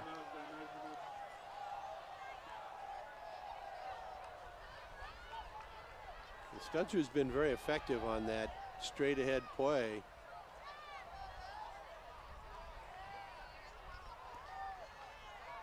And also with the counter.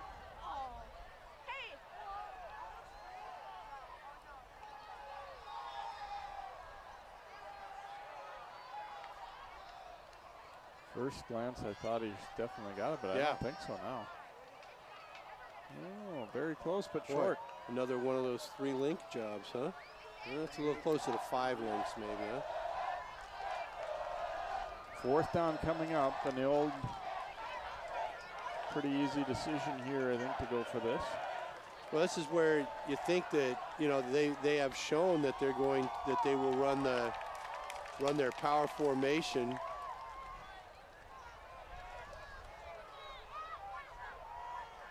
Cooper's got and they'll put Haughty in the fullback spot and Gorilla in the tailback, and they've given the ball fairly consistently from this formation to Garrett Haughty coming straight up on the fullback dive. Now we've got discussion with Cooper's bench here on Willie Howard is pleading his case with the official, and I'm not entirely sure what this would be because they got the spot that left them short. Right. I didn't notice any issues with the clock or anything like that. So here we go, 4th down in the yard for Benilde. Studsrud will hand it off. Huey takes it and he will get the first down. Brought down by Kimball there for Cooper, but he bounced to the side just enough to be able to fall forward and pick up that first down, did Huey. And we've seen Huey carry the ball 4 or 5 times now on this play in short yardage situations, and he does a pretty good job of banging the ball straight forward. And hand off to Kohler, and he is tripped up, cut down. Another tackle by Kimball.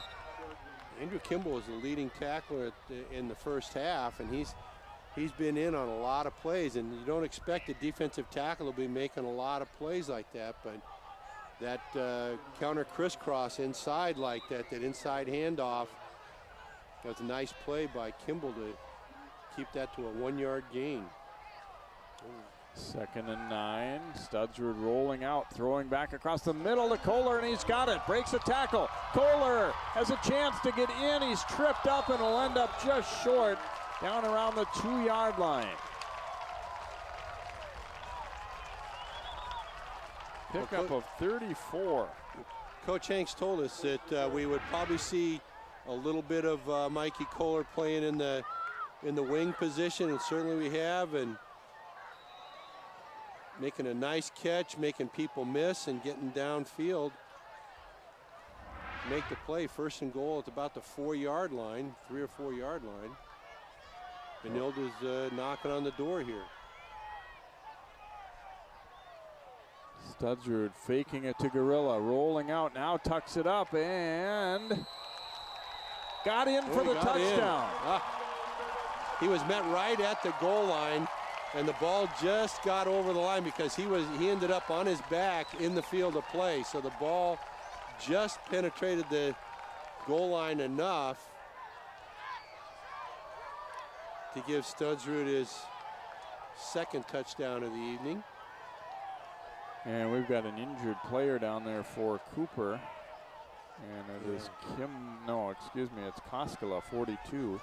Koskela, 42. Here we get a good look at the run by Studsrud here. He actually wanted to throw the ball and does a nice job, but you can see he gets met right at the goal line, but by Malik Rucker, who pushes him back outside in the field of play, but just enough movement to get that ball into the end zone. I'm not sure his whole body got in the end zone, but the ball did. Yeah, I think he gets there without too much doubt. Yeah. Oh, the ball came out. Wow, I didn't notice that the first time. Just barely had crossed it to Sean Williams on the recovery for Cooper, but it was too late. He got hit hard, and unfortunately Koskela. Looks like he's got a cramp here too. Boy, that was close. But once you cross that plane, it's over. It doesn't matter if the ball comes out, but it was very close.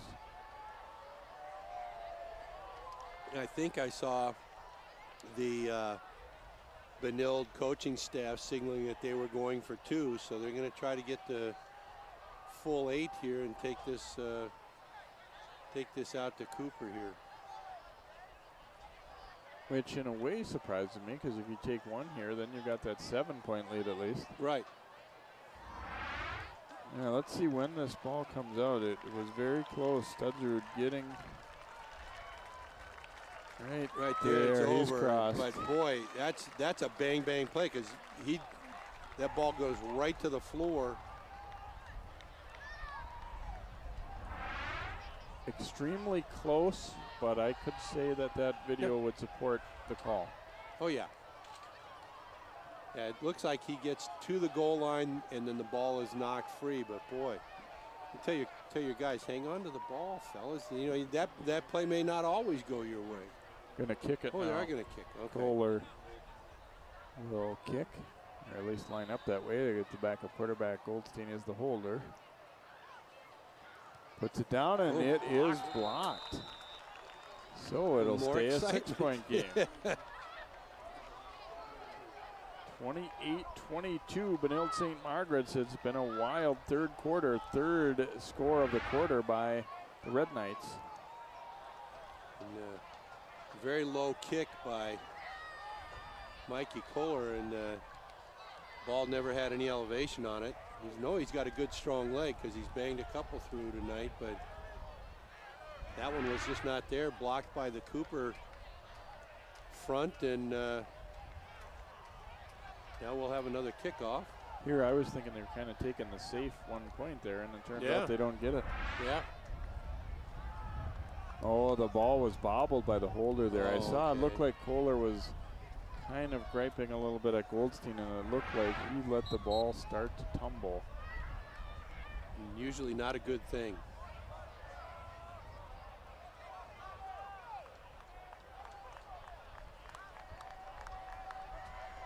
Not really, all those little jobs aren't necessarily as easy as you might make them think. You know, the hold, the snap, those are, you know, you watch NFL games and they seem so incredibly automatic now that you don't even give them much thought. But yeah, I mean, there's four parts of a PAT field goal, very critical. You know, first of all, is getting the ball snapped properly. Big responsibility by the guy snapping the ball. The hold, than the kick. There's so many things that can go wrong. Another short kick. And the ball loose again, this time picked up on a couple hops here for Cooper by Robert Lee Tolbert. Seemed like he didn't have the tightest grip on that ball as he was running in traffic there either. They're probably going to talk to him a little bit about that. But Cooper does maintain possession here. They are down 6, a long and adventurous third quarter. Boy, it really has been. We got scoring all over the place and short delay for a couple of guys with cramps and everything. And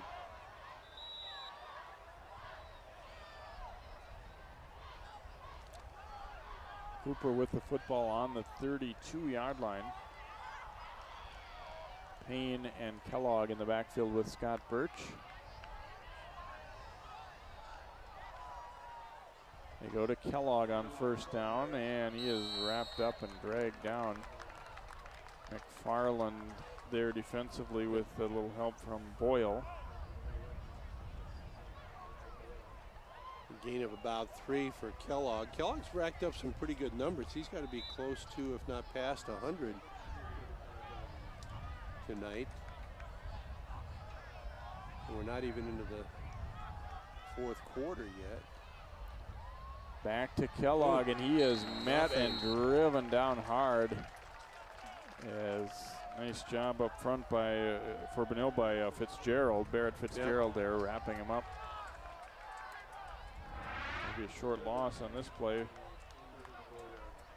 Yeah, Fitzgerald gets right there right now. That's a good aggressive play by the linebacker.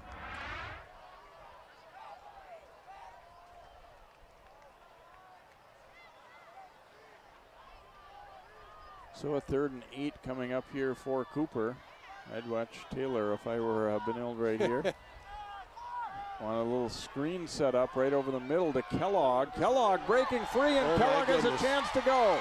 One guy has a shot at him, and he will make the play. Nice job by Kohler to at least get over there and make the stop, but all the way down near the 15-yard line. Yeah, and Kohler was just able to hang on. As we saw Billy Kellogg accelerate as soon as that ball is caught. He turns, gets a couple of good blocks, finds a seam, and he's gone. And look at Sean Williams down there leading the block. Ooh.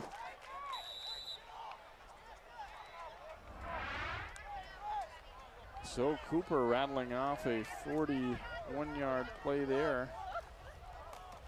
Handoff goes to Payne. A big gap to run through here, and he is cut down by Lynch. Saving tackle at about the 5. This is going to be 1st and goal at the 5 now. Boy, neither one of these teams seem to be very happy when they get a lead. Payne showing a nice burst of speed on the run here as we watch him take the handoff, get a stutter step and accelerate. Another nice hole. The offensive line doing a nice job getting into the linebacker zone. Scott Birch in trouble, and he is going to be dragged down by Sims. Not a lot there, and tried to elude him, but he just couldn't. Yeah, Sims had pretty good reach on him, and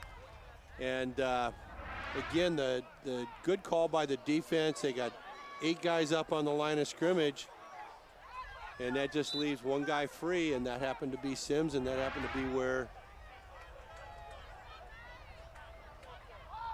Scott Birch ended up going. 2nd and goal now from the 13, under a half minute to go in the quarter.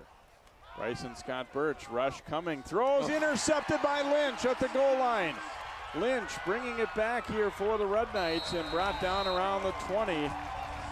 And a key interception there for Benilde's Sam Lynch as Cooper was marching, trying for the tying score, or go ahead even if they could convert. And here we instead, take a Lynch look. with the pick. Good rush on him. Right out of the flat. Great break on the ball by Lynch. He's been a key player tonight. And he gets a good run back on that. 2nd interception of the night by the Benilde secondary. And we see the Goldsteins back in at the quarterback.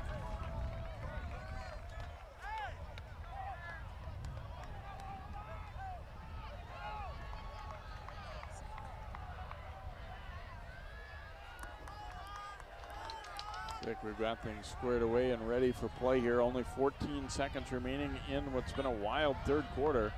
Huge defensive play there for Benilde to halt that Cooper drive right near the goal line.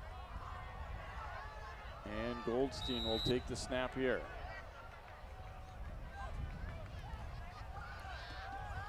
Throwing deep down the sideline and incomplete there as John Lager, a little double move. I couldn't tell for sure if Taylor tried to hold him up there. Yeah, he did. He got a pretty good collision on him, and that was a one-step pass. So the timing got disrupted right at the line of scrimmage by Taylor, getting a good bump, good legal bump on the receiver as he came off the line of scrimmage.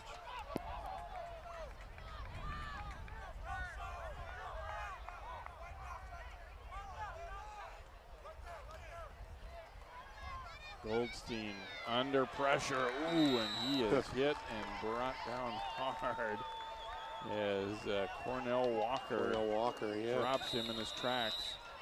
And that is going to do it for our third quarter. We'll end on this defensive play for Cooper. Very strong quarter for the Red Knights. Our score after 3, Benilde 28, Cooper 22.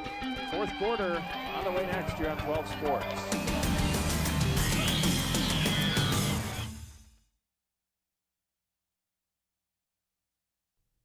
This stage is nowhere near Broadway, and none of these actors will be accepting an Oscar anytime soon.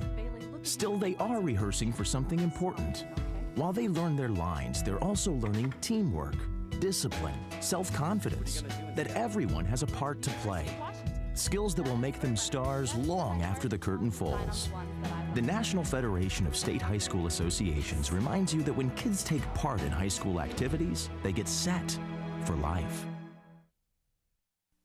Channel 12's Community Corner puts the spotlight on your corner of the Northwest suburbs. We want to talk about some things happening around the city of Maple Grove. New Hope's rinks are officially open. This is the spot for the Golden Valley Rotary Club. The City Council worked really hard not to have a tax increase. You can instantly upgrade your wardrobe with a few simple accessories. We're in Golden Valley today doing a little recycling. Rediscover your corner of the Northwest suburbs every day on Channel 12's Community Corner. And here we go in quarter number 4. Goldstein looking to wrap it around on the draw. Ball is loose. And Benilde will get back on it, but a little bit of a risky one there, deep in their own territory, and now they'll be forced to punt. They tried the wraparound draw again here, and the ball never got to Gorilla. Gorilla does a great job of fighting off the defender to get to the ball, but that ball was stuck on his back. The wraparound didn't go quite around. It kind of was a wrap, but no around. And now Benilde's going to be forced to punt from their own end zone. Not a fun thing to do. Backus on to kick. Rucker and Taylor waiting for it. And it's blocked. It's going to go through the end zone for a safety. Ashanti Payne bursting through and blocks it. So Cooper now to within 28-24. And they will get the ball after the free kick. So that's a big one right here. Block, punt. Ball goes out of the end zone. Shanti Payne making a nice defensive play, heads up defensive play. Making the score 28-24, but more importantly, Cooper's going to get the ball right back now. They thought you were going to get the ball back anyway, but now you get 2 points on top of it. Good heads-up defense.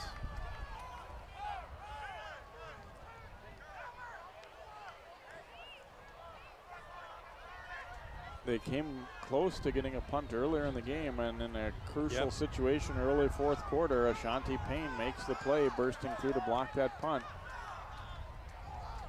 So Cooper should get very good field position here as well. Right, looks like Benilde is going to choose to kick the ball off using the free kick from the tee rather than punting the ball. I'm kind of surprised. Usually you like to have your punter punt the ball because you get the ball up in the air, even though it may not go as far, it gets up in the air and you get better kick coverage. And they have not shown that they want to kick the ball off to any of these guys that are returners for Cooper. So Arneson's kick gets a lot of this one. Tolbert will take it at the 29, pitches it over to Taylor. Leroy Taylor trying to get to the outside and forced back, and Gorilla and company get him at the 40. So ultimately pretty good coverage here by Benilde. Cooper decent position, but probably not as good as they had hoped or expected after that free kick. Right, and Leroy Taylor using his speed, but at some point you say just turn on the jets and go find a seam and go. Don't dance around. That's where the guy changing direction and dancing around can really hurt you, because a good disciplined coverage will just have 2 or 3 or 4 guys waiting for him no matter which way he goes, and that's exactly what happened. Football on the 41-yard line here of Cooper. They trail it 28-24 early here in quarter number 4, but Cooper trying to build some momentum after blocking that punt. Hand off to Kellogg. Kellogg with some room, breaks free, move to the outside, shrugs a tackle, and he will truck on out of bounds at around the 45-yard line after a 14-yard pickup. Nice 14-yard run by Billy Kellogg. Again, we see the kind of speed, and again we see Lynch shadowing him all the way across the field, just making sure he has nowhere to go except out of bounds.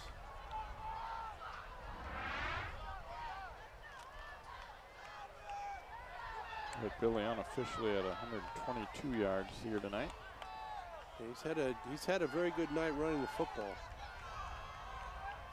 Scott Birch tucks it and goes, and wrapped up. Ooh, cannot escape. Nope.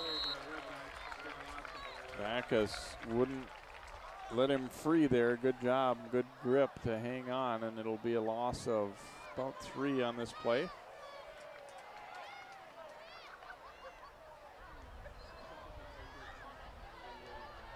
I think that was intended to be a play action pass, but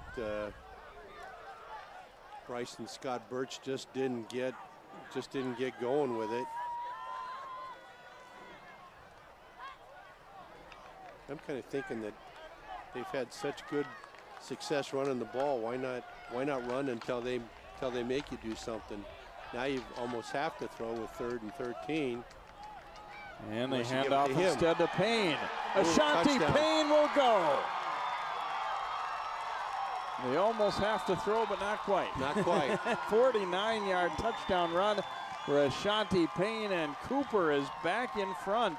He blocked that punt moments ago, and now he puts them back in front with this touchdown run. And look at him go. We talked about Taylor's speed. We talked about Kellogg's. Look at Ashanti Payne run. Yeah, they've got 4 or 5 guys that have just outstanding speed, and none of them can be caught when they get in the open field running straight ahead like that. So now we probably think that Cooper's going to go for 2 because they've gone for 2 on every single touchdown, but now the 2 points make it so that if they make it, then Benilde's got to score a touchdown. Not that anybody's going to kick a field goal, but you have to score a touchdown if they make the 2-point conversion.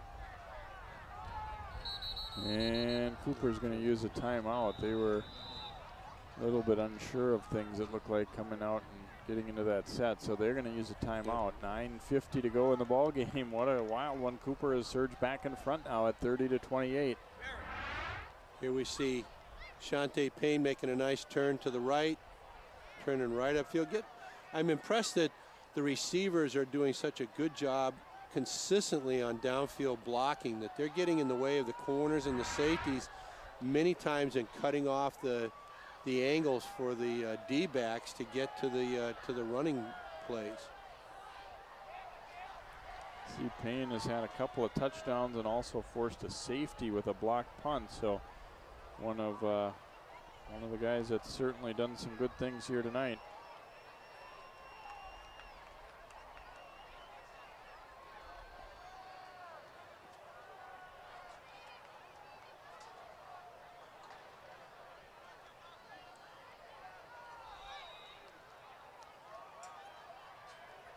Here we go with the 2-point conversion. Oh. And Scott Birch goes down. So the extra point try will be no good. It was a great hit by Billy Kellogg, but unfortunately it was on Bryce and Scott Birch. There's a bad mix-up in the backfield here. You wonder how does this happen after a timeout. It looked like either the quarterback or the tailback didn't have an idea where the football was supposed to be.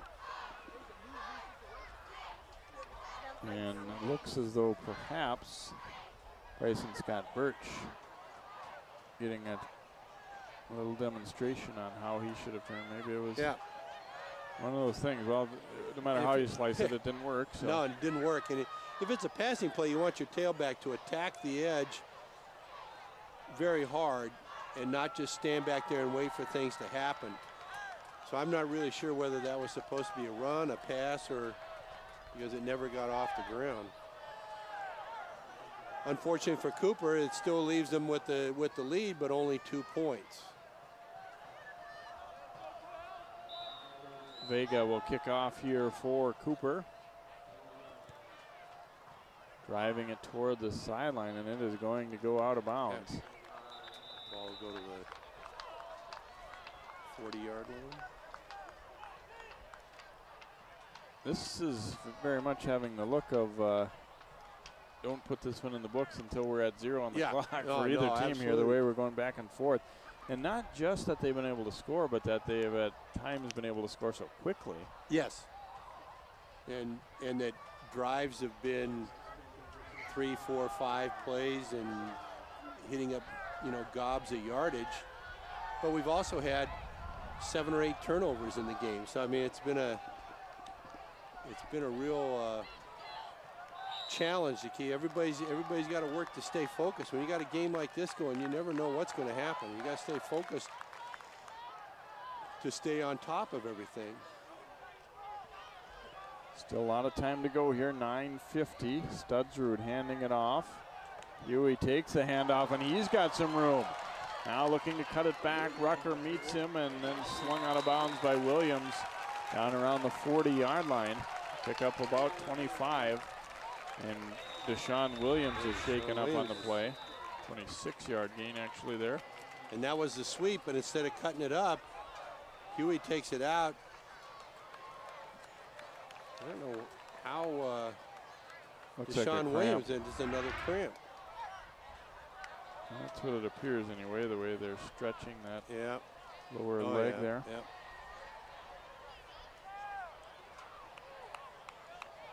And he will have to come out of the game for at least one play.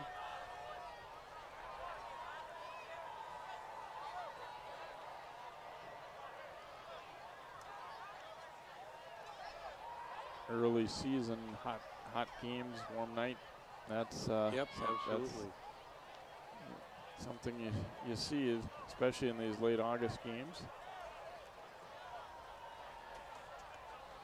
We're going to take another timeout here as Deshaun Williams being tended to here. 9:41 to go in the ball game. 30-28. Cooper back in front here. North Suburban football on 12 Sports. One day these rats were playing in the woods. Well, it's a matches and that's no good. Listen to Smoke before you give it a try. Only you. Don't play with matches. Don't play with fire. Cause there's nothing very funny about freak. Nothing very nice. Homeless mind. So if a gorgeous force is what you desire, don't play with matches. Don't play with fire. Only you can prevent wildfires. Fire.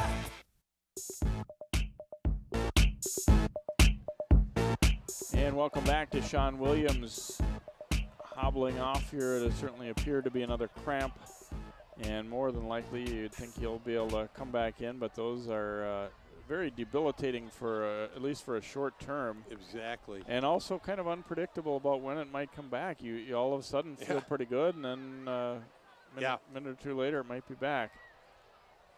He's walking off, and he's had it tighten up on him a couple of times.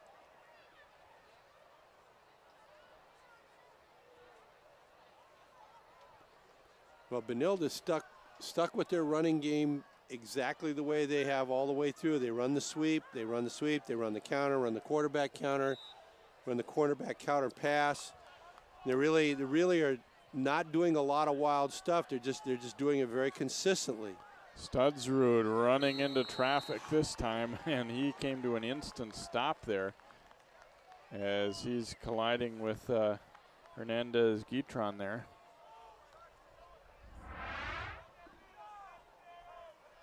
And here we see and run into by Dewan Smoot. Big number 70 there inside. Smoot, a mere 6'4", 376, if that's accurate. Wow. Yeah, that's a large human being, no matter how you slice it. Here's Huey getting the handoff, breaks a tackle, and he has a chance. Payne with the angle is going to drive him out of bounds inside the 1-yard line. First and goal coming up for the Red Knights. 38-yard pickup for Huey. Huey's had a nice run. I didn't realize he was quite that fast. But again, we see the sweep. Now they've just modified their blocking just a little bit, and they're getting out around the defensive end. They were trying to run inside the defensive end earlier in the game, and now the last 2 times they're getting around the defensive end. They're letting the end come down, take himself out of the play. They're getting 2 guys leading up. One cuts off the linebacker, one gets in the face of the corner, and there they go. Benilde looking to retake the lead. Studsrud will come up under center. Handoff goes to Huey. Let's see. He is in for the touchdown. And Benilde goes back in front.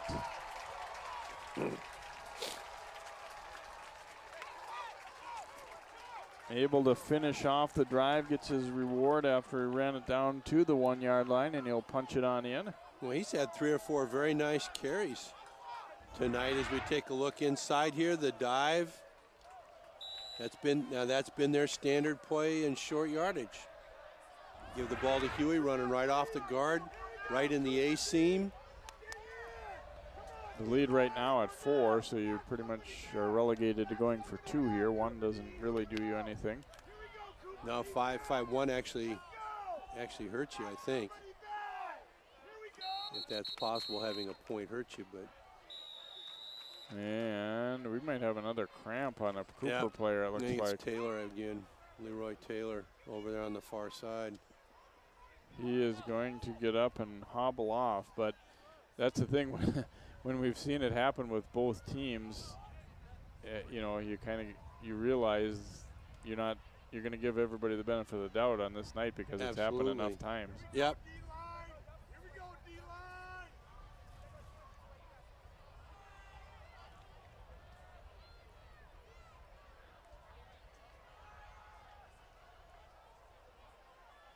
Studsrud waiting for, not sure what now. The officials are over there with Coach Hanks, and they're pointing out way off, like near the concession stand. Are they asking for more water or something? I'm not sure what's. I don't know. I mean, both teams should have plenty of water on the sideline. They should have buckets of water on the sideline. Yeah, I don't think that's it, but I'm not really sure what they could be asking over there. I'm not entirely sure. We're not going to end this game on August 31st when we started on August 30th here. Studsrud try and get this 2-point conversion going here. Fakes the handoff. Now he's rolling left, and he will get in for the 2-point conversion, similar to how they scored one earlier. And they will make the conversion here. And that was just the quarterback counter. So now we've got a 6-point lead by Benilde.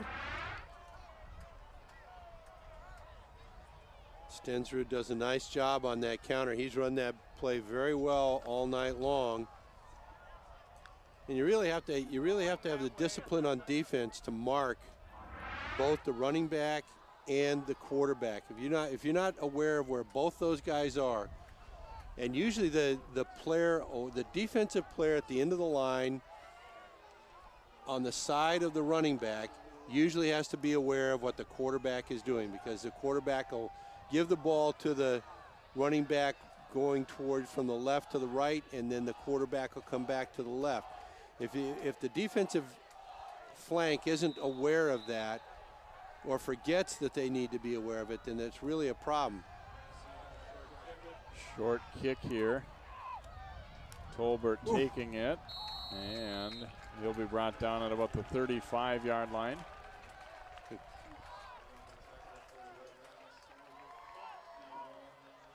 So yeah, the Benilde doing a very nice job with their kickoffs. They're not kicking it deep, but they're making Cooper field it, and then they're covering very well. I mean, get the ball at the 28 or 30-yard line and get the ball out to the 35. Not bad field position, but not great field position.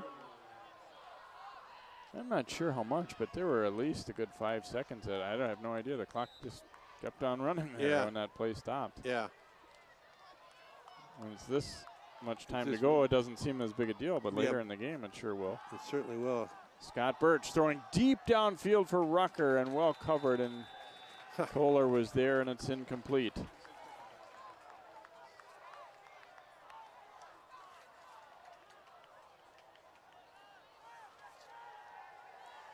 So a second down and long coming up here. I think Cooper thought maybe we'll catch them. Yep.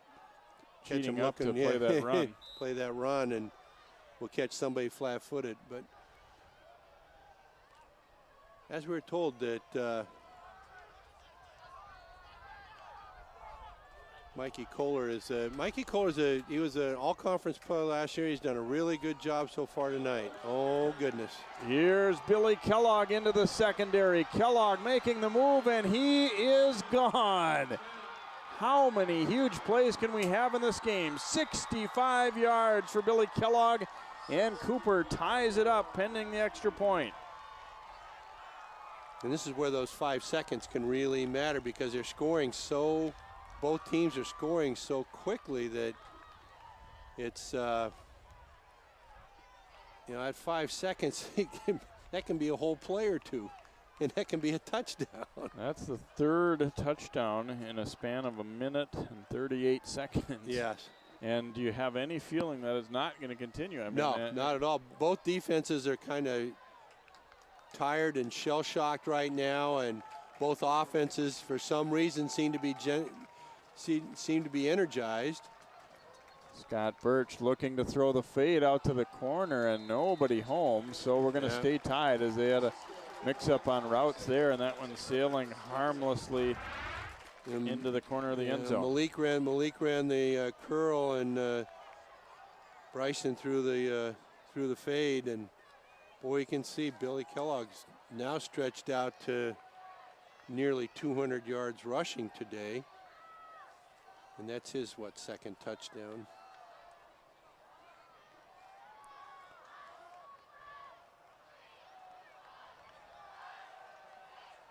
So most of the people that we thought were going to be pretty key players have turned out to be exactly that.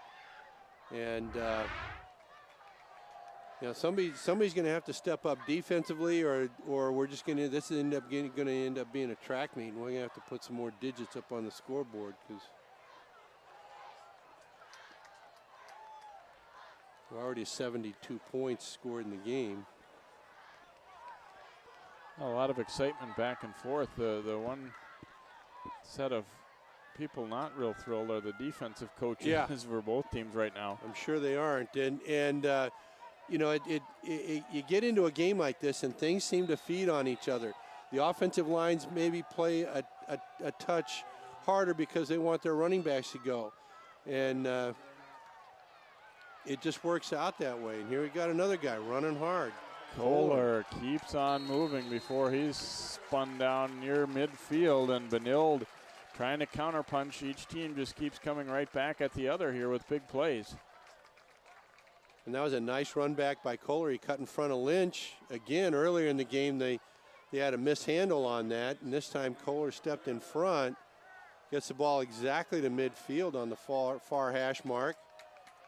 And I got to think we're going to see a sweep. A counter pass. It's been basically the 3 plays that we've seen from Benilde all night. Studsrud fakes the handoff. He'll keep it himself. Nice tackle to Sean Williams, who's one of those players back in after cramping up. And he'll pick up a couple on that carry. And that was the quarterback counter.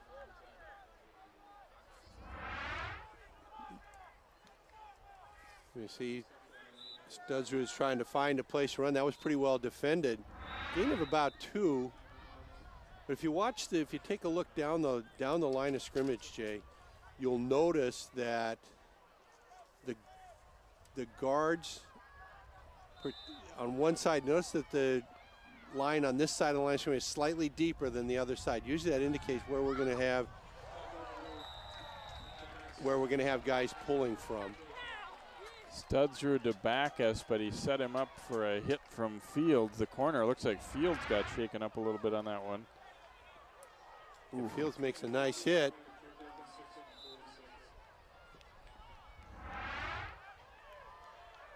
Two-yard gainer, and Fields is feeling the effects of that one a little bit. You can see him trying to walk it off here. Yeah.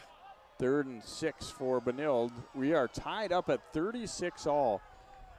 Wild game here in the opener for both teams. Here goes Studsrud again. Studsrud, he is going to go.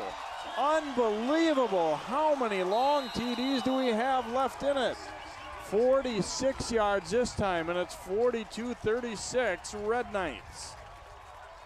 Well, Studsrud doing his best to answer the Kellogg, Taylor, and Payne trio, as he has had a couple of bursts. As we said earlier, he can really run for a quarterback especially. Sometimes you don't think of them as being quite as quick as the backs. Oh, that's not the case here. In this offense, he's a running back that throws the ball from time to time, but they have run that counter very, very well. It was the same play just to the other side that they run the first down. They will try and kick the extra point. Kohler's kick is up, and it is good. 6:49 to go here in the fourth quarter, and maybe that 1 point extra point might be the thing that might be the difference. That keep us from being tied all the time again here. As you can take another look at it. As we see that Studsrud is just really, really getting behind his guard. Watch the guards block right there. Right guard pulling to the left, and Studsrud gets into the linebacker zone, and he's got good speed. He gets upfield and makes the score. So it is Benilde by 7 here. We still have not reached the midpoint here of quarter number 4. And we had a scoreless, remember, we've had a scoreless first quarter. And since then, it's just been a track meet. We've just got guys running all over the place, and everybody seems to have 100 or 200 yards rushing tonight.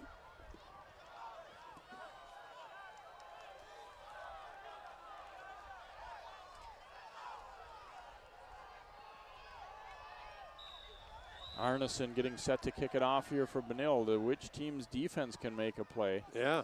He goes with the high, short kick. Hey, and Rucker waiting for it on a big hop. And he will. This is really about the third time that they've been somewhat fortunate to keep the ball. Oh my goodness! I mean, right before the kick, Rucker backed up about 5 yards and then let the ball bounce in front of him. You really don't want to do that. You want to catch that ball on the fly. The guy has not kicked the ball deep at all tonight.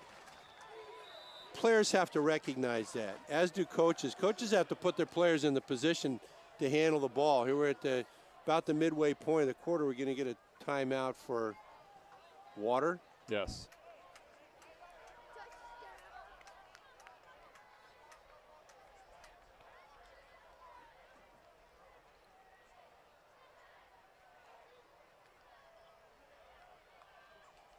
So Cooper will have the football on their 32 when we resume after this water break, and shown ability to break loose at pretty much any time, whether it be Kellogg, whether it be Taylor, whether it be Payne on the one. And then also Bryson Scott Birch, the quarterback, has had some electrifying moments as well. And their line has played very well. I mean, both lines have played very well. Offensive lines, the guards for Benilde St. Margaret have done a very nice job. They pull and lead on the sweeps and the counters very well.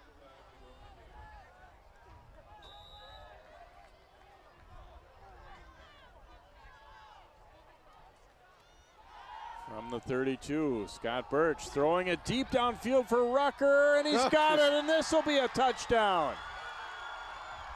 And that's what Malik Rucker can bring right there.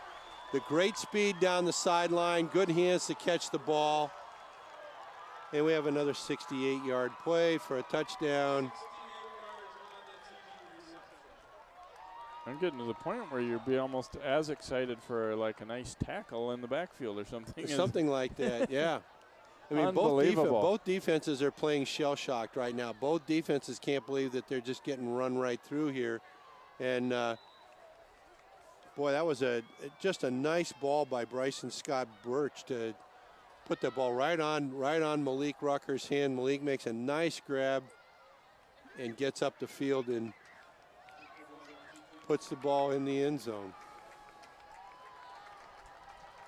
So here we go. They'll go for two, of course, as they have all night. And incomplete for Taylor, cutting across the middle. And so Benilde is going to hang on to a 1-point lead. Here we'll see the touchdown pass from Bryson to Malik.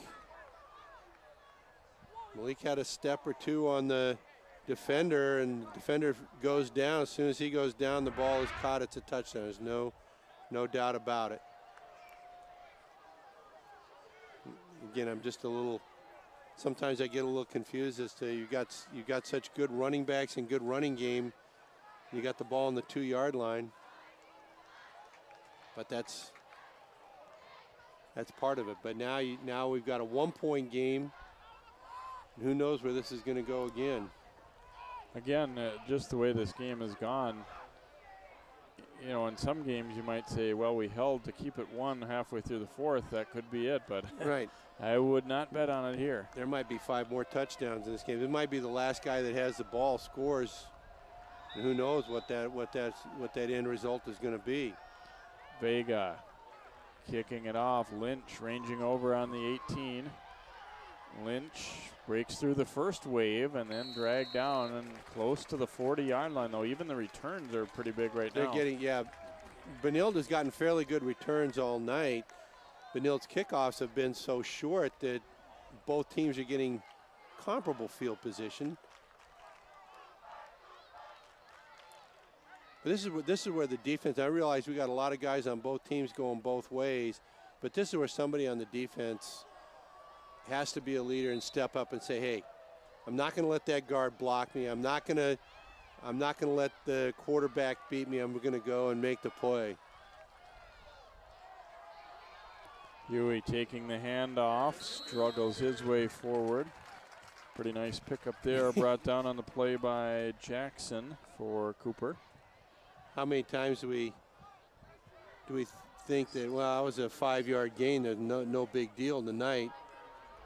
That was a nice run, well executed play, and get you 5 yards. That's what you like to have, except when everybody else is getting 60. Looks a little mild. And they'll hand off back to Backus, and looks like he will have the first down into Cooper territory there.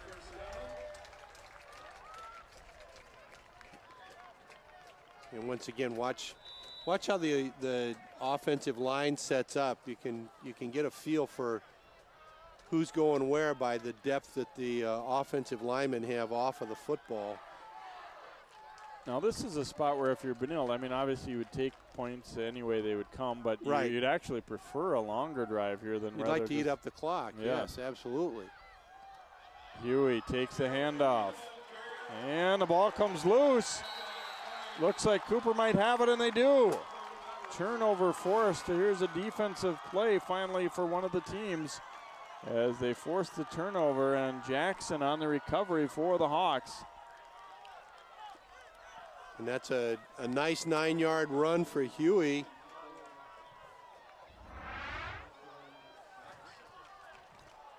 Rucker coming up and making a great hit. That's a nice hit by Malik Rucker. Malik's dad was a pretty fair defensive back in his day, played at the University of Nebraska.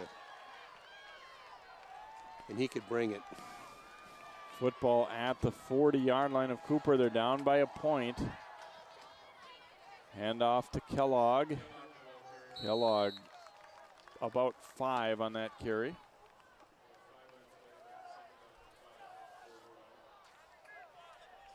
So now as Cooper has the ball with 5 minutes to go in the game, they would like to have a 5-minute scoring drive. That hasn't been in the works for anybody tonight so far, but you take points whenever you can get them, but at this point you'd like to bang it out and make it go a little bit, use up some clock.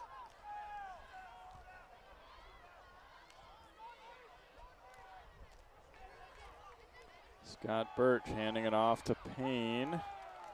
And pretty solid job defensively there. Stood up and driven back. Shaver, primary tackler there for Benilde, as gain of a couple more. And that counts as about 4. That counts as a pretty big defensive stand so yes, far. Absolutely. Hold them to 3rd and about 3.5. Spencer Shaver's had a pretty good game tonight. The linebackers from Benilde have been pretty active tonight. They've done a good job. When they've been burned big. Scott Birch looking to set up a middle screen here out to Kellogg, and it's well defended, and he'll be dropped short right at the line of scrimmage. Now's a tough call. Do you go for it on 4th down and 3? Nice read by Spencer Shaver as he gets into Billy Kellogg there pretty well, and good play by Backus coming up to make the tackle as well. You got 4th and 3 now. Yeah, I don't think you have to go for it, but I don't either. But if you give the ball up, you may not get it back. Although the way things have gone tonight, who knows? But this is a tough call. Hand off to Kellogg, and he is dropped in the backfield.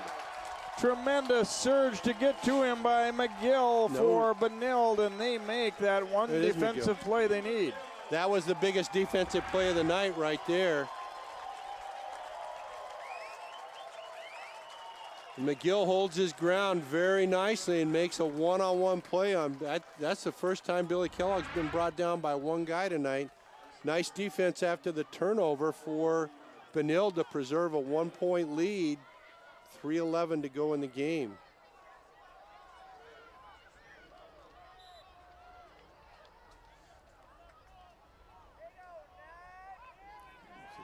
Look at the offensive line. This way. Studsrud rolling it out to his right, and he'll throw on the run. He has 2 guys there, and Backus makes the catch. He had 2 guys running side by side. It was take your pick. I don't know if that was the one he was aiming at or not, but he'll get a first down out of it. That's the second or third time tonight that both those guys have been in the same spot at the same time, and that's usually not what you want to have happen. But if you get a first down and you get a completed pass and you get a first down, that's what you like. Down to the 20 here, 1st and 10. Benilde up by a point, but still keeping their foot on the throttle because you don't know what's going to happen the way this one's gone. They're looking to score again. Huey takes the handoff. A lot of room here. Rucker will finally drag him down a little bit short of the 10-yard line, but a nice pickup there for Benilde. It gets about 8. Benilde's offensive line is starting to take control of the line of scrimmage here in the last 2 or 3 minutes.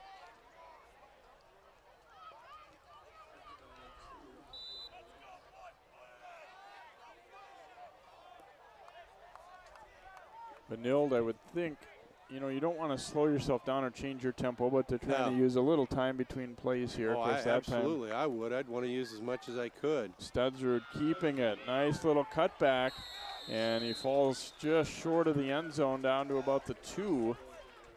And again, struggling to get any stops here, the Hawks right now. Yep.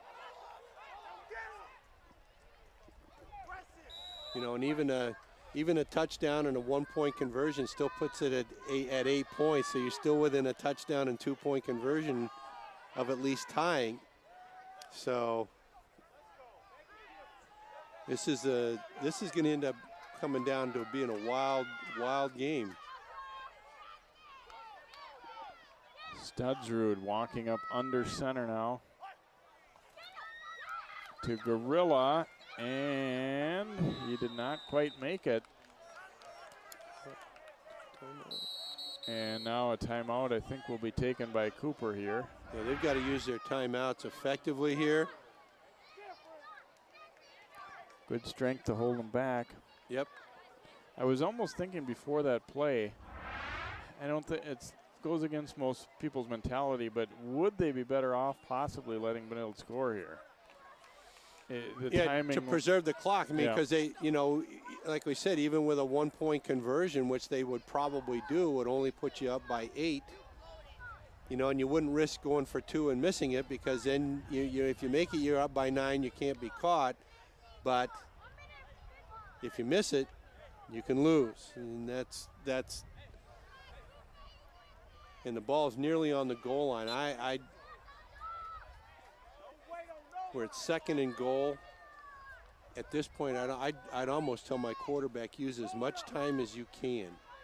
Use all 25 to 40 seconds that you got on every play. Don't hurry, don't rush. Let the clock run as far as you can. And they give up the middle, and diving in for the touchdown is Huey. And Benilde stretches the lead, and we could have an all-important extra point coming up here.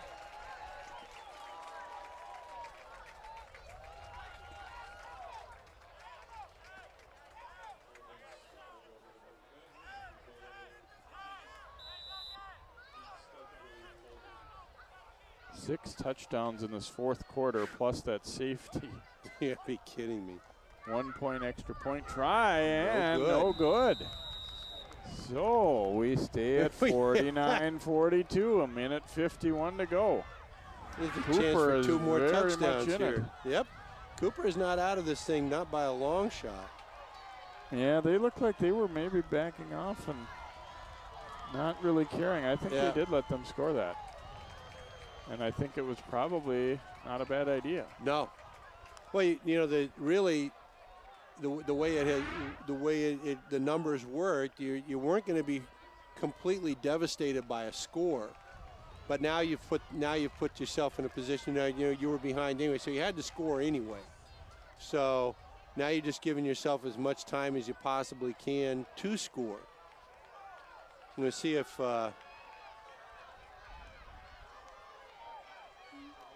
now would be the time, if you got it in your kicker, to bang it and get it over the heads of the deep guys and kick it as deep as you can. That's when you'd hope you had. Arneson gets a little more on this one, and it will be Taylor at the 14-yard line. Taylor getting to the outside. Look out. Hops over a tackler and then dragged out of bounds out over right around the 40-yard line is where he stepped out, just short of the 40. So Cooper gets the ball back, a minute 40 to go, down by 7, but we've had big play after big play. Not out of this one by any means. No, not at all. I wonder what the record for touchdowns in a quarter is. If we get one more touchdown, that'd be what, our 7th touchdown in 1 quarter plus a safety. That doesn't happen very often.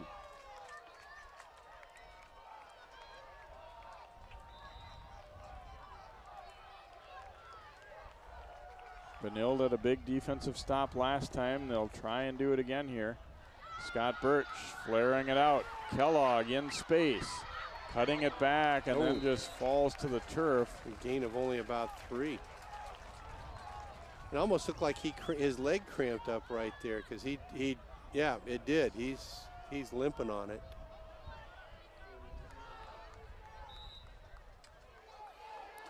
Second and 7, time a factor, a minute 15 to go.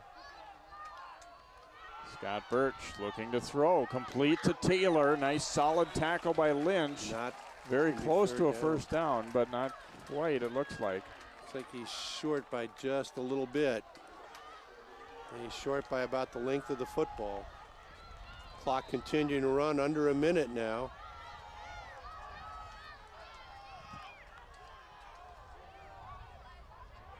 Got to get this first down and then worry about ups. And Cooper hurting themselves right there. Hawkins not getting set. Had two guys wandering around in the backfield, and Hawkins didn't get set before the snap of the ball, so that's a 5-yard, makes it 3rd and 6. Much tougher deal.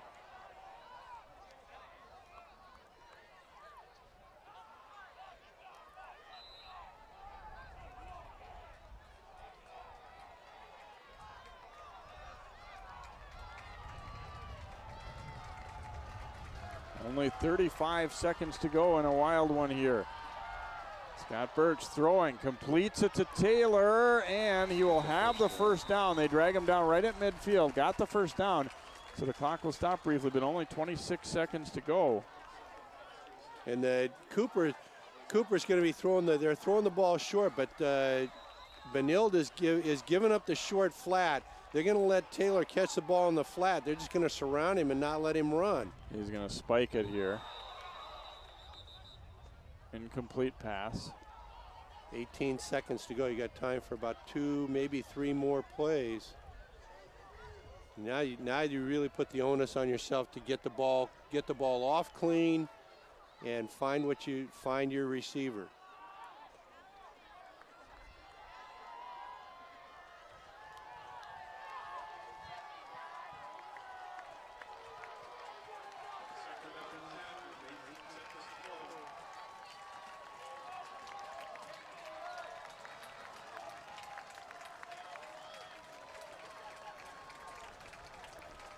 Second down, Scott Birch being pursued as he rolls to the right. He's going to tuck it and run and drops it out of bounds, but a short gain. 9 seconds to go. Benilde will take that as a win on that one, even though the clock ends up getting stopped, but they chased him around, ate up some time, and he only got a few yards. Yeah, and the yardage isn't as important as the clock right now. They're going to get maybe 2 more plays. 3rd down, 8. 9 seconds remaining. Benilde clinging to a 7-point lead in a wild, wild season opener here for the Red Knights and the Hawks. Scott Birch looking deep down that sideline for Taylor, and it is intercepted. That's it. Held on to there nicely by Stensrud in there defensively. And Benilde will get the ball back with 3 ticks. They'll get a kneel down and go on to celebrate a win. Oh, what a football game here tonight. Absolutely. And I actually thought Taylor was going to come down with that. And Studsrud actually makes the play, and he has his first play defensively, I think, tonight. But that's a wild one. Another shootout win for Benilde. Nice win for Benilde tonight, finding out that they've got some offensive weapons that they can count on. Their offensive line play was very good. Correct the turnovers and the ball handling mistakes, and they're gonna be a pretty good team. And kneel down, and that will go in the books as a win for Benilde St. Margaret's, 49-42. Seemed at times as though there were never going to be any more defensive stops, but they got a couple when they needed them late. They got a couple when they needed them, especially right after the fumble recovery by Cooper with about 4 minutes to go in the game. It looked like that might be what finished it, and Cooper couldn't take advantage of it. So it is Benilde down in Cooper by a score of 49-42. We'll be back to wrap things up here in just a moment here from the home of the Red Knights.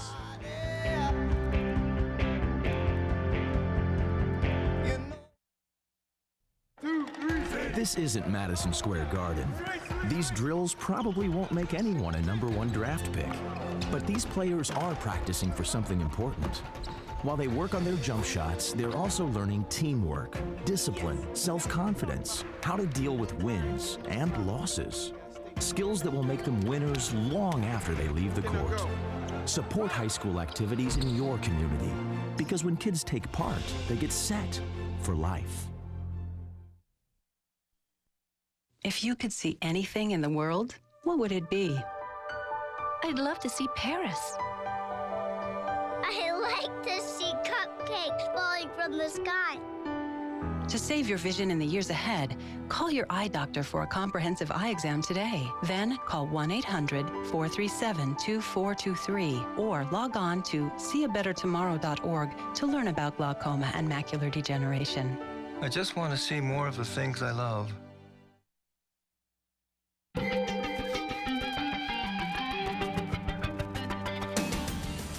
How's that for a season opener? 49-42. Benilde St. Margaret's over Cooper in a wild shootout here at Benilde, and joined by a couple of the Red Knights guys that helped to make it happen, starting with Keaton Studsford, quarterback. Big play after big play in this game for both teams. How much fun was it to be a part of this night where you guys were just up and down the field like that? It was a lot of fun, a lot of pressure on our team, but we came through in the end and ended up being the way we wanted it to be, but it was a lot of fun. They had some real big plays offensively, but you coming back with your legs, you know, as a quarterback, was it fun to see some of those things open up and just all of a sudden you had a lot of turf in front of you? Yeah, it's a blast when you get holes like that and see the opening come up, so yeah, it's a lot of fun.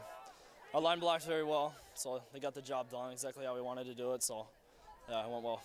I know Cooper was kind of picked along with Spring Lake Park as sort of the teams to beat in the North Suburban this year. Did that give you guys a little incentive in this one too? Yeah, we wanted to come through with the big wins. We did, so we got Spring Lake Park next week, hoping to capitalize on that. Yeah. A good way to start the season with a couple of the favorites. Now we better put Benilde in that category, I think. Congratulations on the win. All right, nice job here. And Sam Lynch, kind of a tough night to be a defensive player in a lot of ways, but talk about you guys getting a couple stops there late after they had scored some of those touchdowns earlier. Yeah, we came back after being scored on, and every time you just got to come back out on the field and stop them. So. Did it feel like for a while there like there was a touchdown on about every other play, either your team or theirs? Because it sure felt like that up in the booth. Yeah, the clock was moving real slow at some points. You guys were able to come out and establish some things after, a little bit of slow start. Turnovers hurt you guys early and everything. But what was the talk at halftime? How did you guys feel about your chances heading into that second half? Coach just said we have to hold on to the ball and get stops on defense, and it'll work out. So. Well, we were talking to your coaches before the game about, not really an easy way to start the season with Cooper and then Spring Lake Park, but half of the job is done. How excited are you to get a chance against the Panthers now? Yeah, great start. Wanted to get off with a win, so now we're excited for next week, I guess. All right, congratulations on the win, Sam. Have fun the rest of the season here. Thank you. All right, Sam Lynch, Benilde St. Margaret's as they outlast Cooper in a shootout here. 49-42. Red Knights pull it out in the season opener. And a fantastic football game here. Cooper still a lot of season to play. Disappointing loss tonight, no doubt about it. But they still should very well possibly be in the mix here in the North Suburban Conference. Hope you've enjoyed tonight's game. For Bill Hunstock and all of our 12 Sports crew, I'm Jay Wilcox. Once again, your final in this wild one, Benilde 49, Cooper 42.